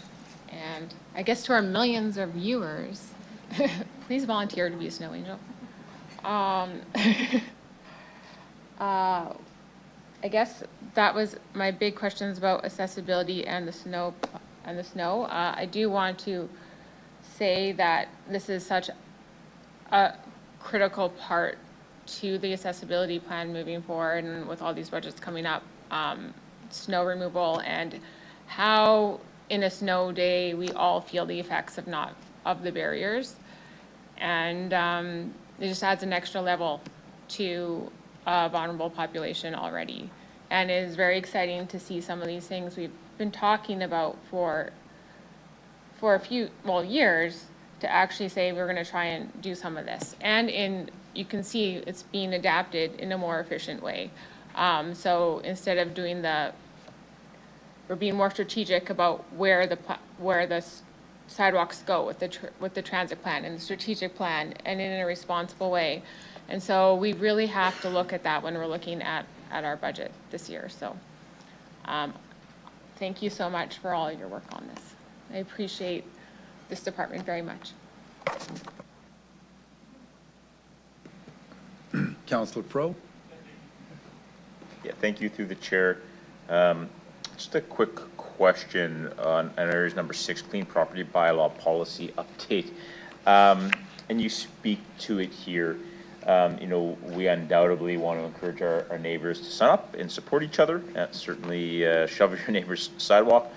We had 2 individuals registered last year for, I guess, a service that required our staff on a regular basis to shovel their sidewalks. And I don't intend to pass judgment on eligibility for those residents, but certainly I was inundated with complaints from neighbors questioning eligibility. So you indicate that we intend to review this policy. It seems like a disproportionate allocation of resources to shovel a couple of folks' sidewalks in the city, particularly given that we don't have a mechanism to determine whether they're eligible or not, but we say future years. Just wondering if administration can speak to that. I mean, I'm not here to pass judgment, but I had dozens of calls of folks complaining and questioning the allocation of that resource and the eligibility. Could be grumpy neighbors. It's not for me to determine. Mr. Doney. Through the chair, I'm going to start and ask Mr. Kleem to either add more details or to clarify. I think Councillor Furrow hit the nail on the head, is that it's really challenging for administration to determine who is and who isn't able to clear their sidewalk. And so that's where we're saying there's an opportunity in the future to either put some criteria around that or some non-subjective decision making. So that's what we're looking at to do in the future. I'll ask Mr. Kleem if he has any more details to share now, or if it's all future work.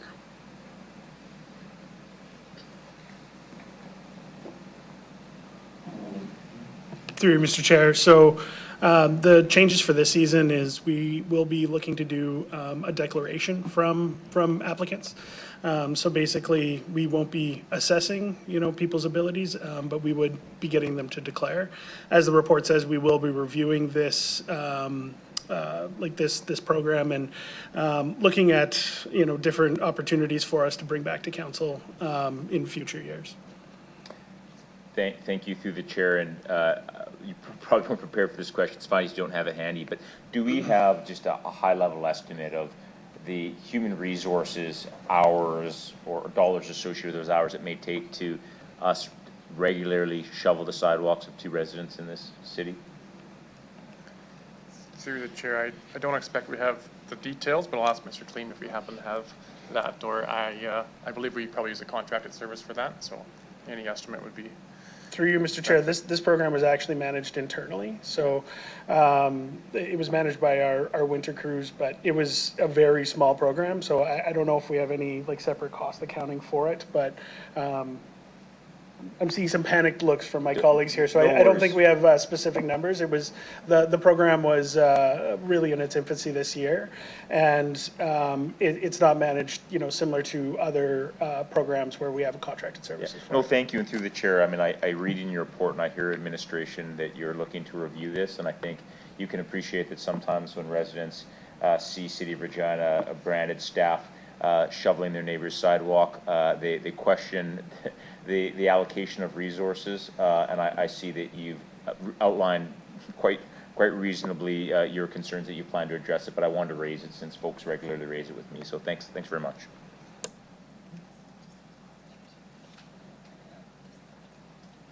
That's it. Councillor Fro, you done?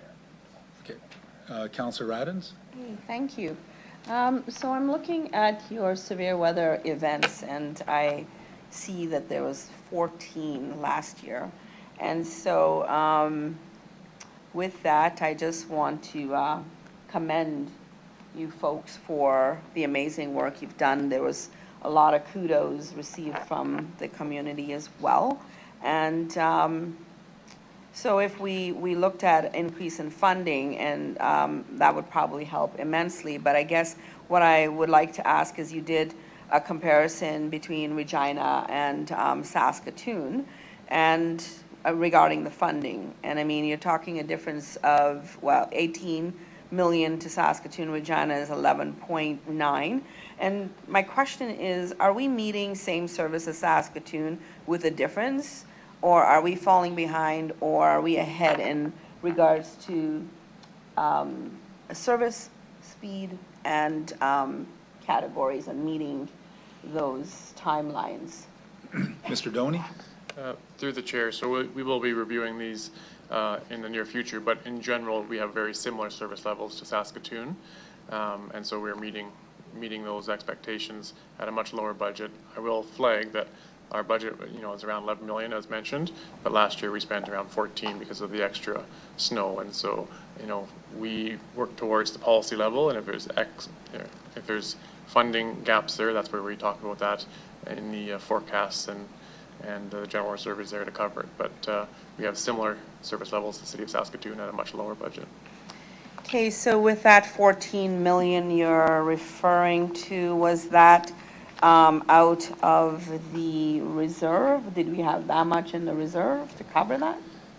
Through the chair, no. So that is contributing to the overall deficit for 2025 that A&F committee and city council reviewing, and then we will have the final, if there's any deficit in 2025 operating budget, obviously towards the end of the year and into 2026. Okay, well, thank you. Look forward to budget then.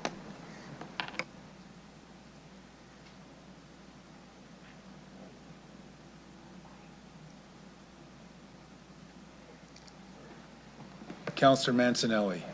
I tried to stay out of it, but that last question triggered a question from me.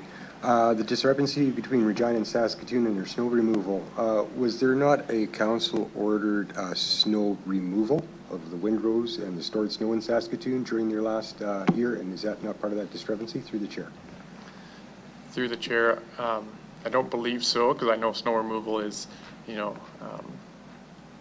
much more than the budget, but I'll ask Mr. Warren if he has that detail or not.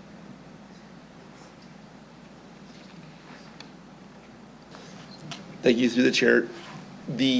So Councillor Mancinelli, you're correct that Saskatoon has done, I think, over the last number of years, at least one or two rounds of snow removal in the residential roads.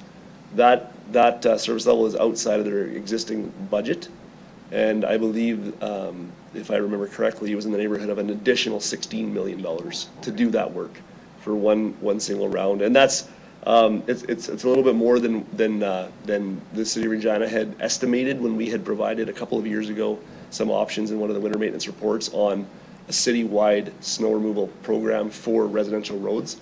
We estimated it to be around $10 million about 4 years ago. So 16 million certainly sounds like the realm of possibilities for something like that. Appreciate the correction, and it's nice to know that if we have to up our service levels to remove snow, it pretty much doubles the budget. Thank you. I just got a couple questions. So the alleys tax levy, so are those houses specifically getting taxed extra to get their alleyways cleaned? And I guess the other residents in Regina, they don't pay that tax? Just want to clarify that.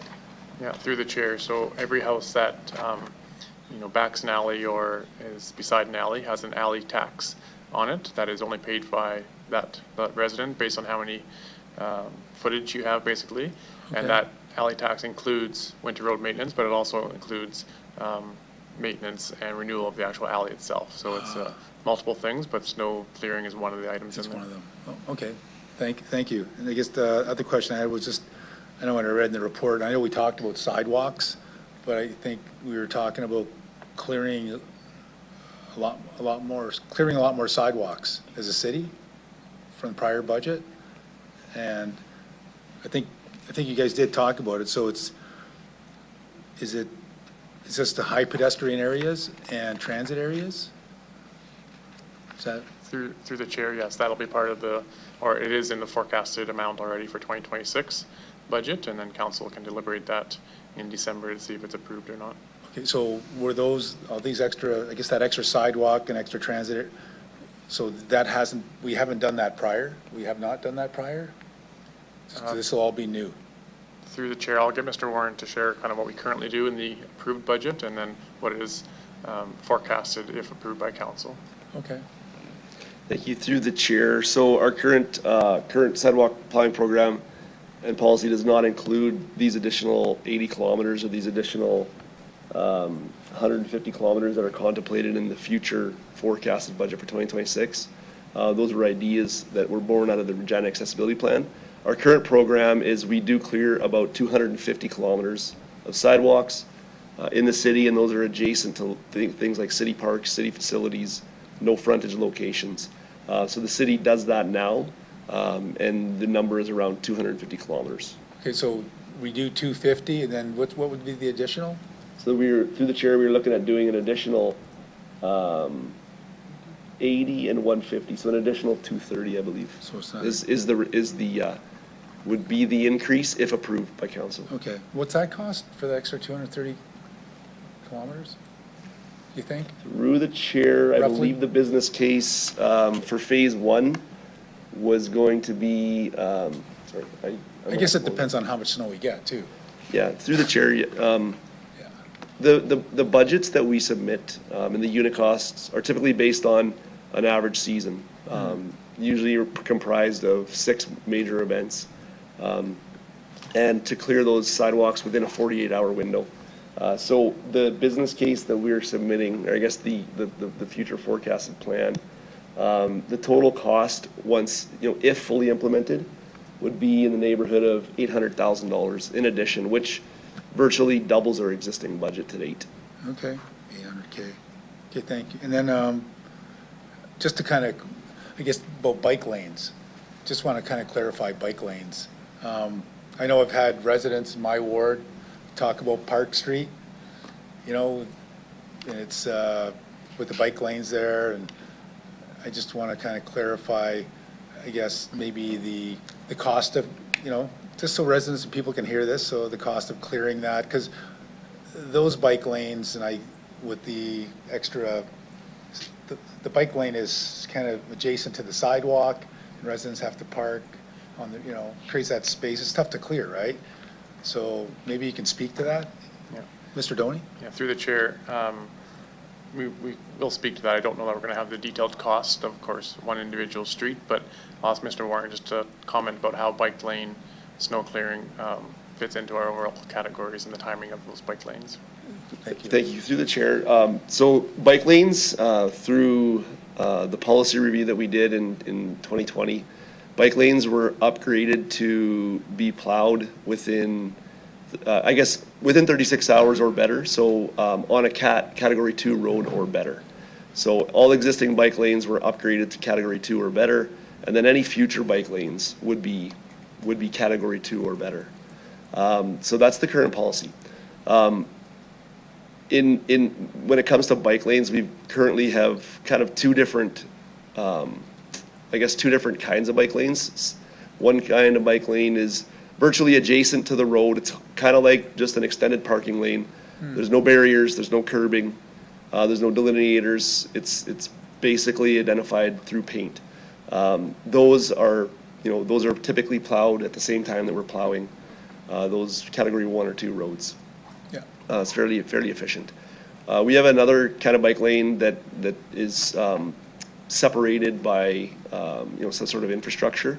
Those are a bit more challenging to maintain in winter months, also with our sweeping activities as well in the spring. And that does require additional resources to take care of that work. And Park Street is one of those bike lanes where it's additional effort and additional resources required to clear those bike lanes. And we did pull up the costs for for Park Street specifically, and it's in the neighborhood of about 7,000 to 7,500 per year additional to clear those bike lanes. Yeah. So it is an additional cost. It's a lower cost, but there are additional costs associated with that. Yeah, so roughly 7,500 a year for that, for Park Street, okay. Yes. Well, this is good for residents to be able to hear that, because I have, a few residents, concerned, I guess, about that, that's all, but thank you.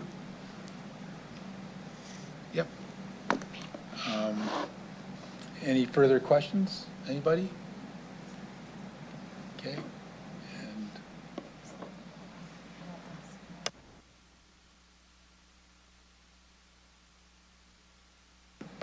Councillor Mancinelli, would you like to close? No, I'd like to vote. You'd like to vote? Okay.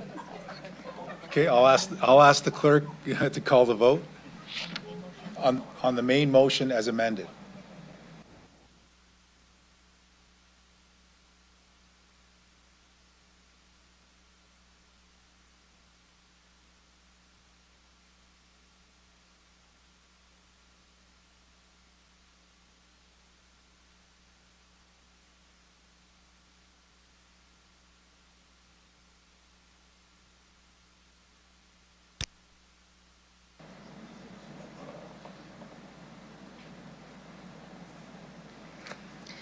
Through you, Deputy Mayor, the motion is carried unanimously with all members present voting in favor.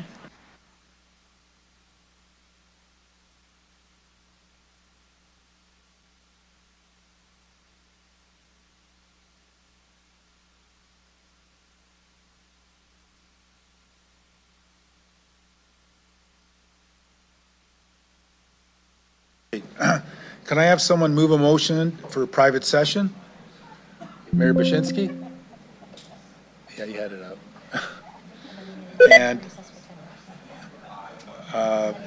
And anyone opposed? Carried. And I need a motion to recess for 10 minutes.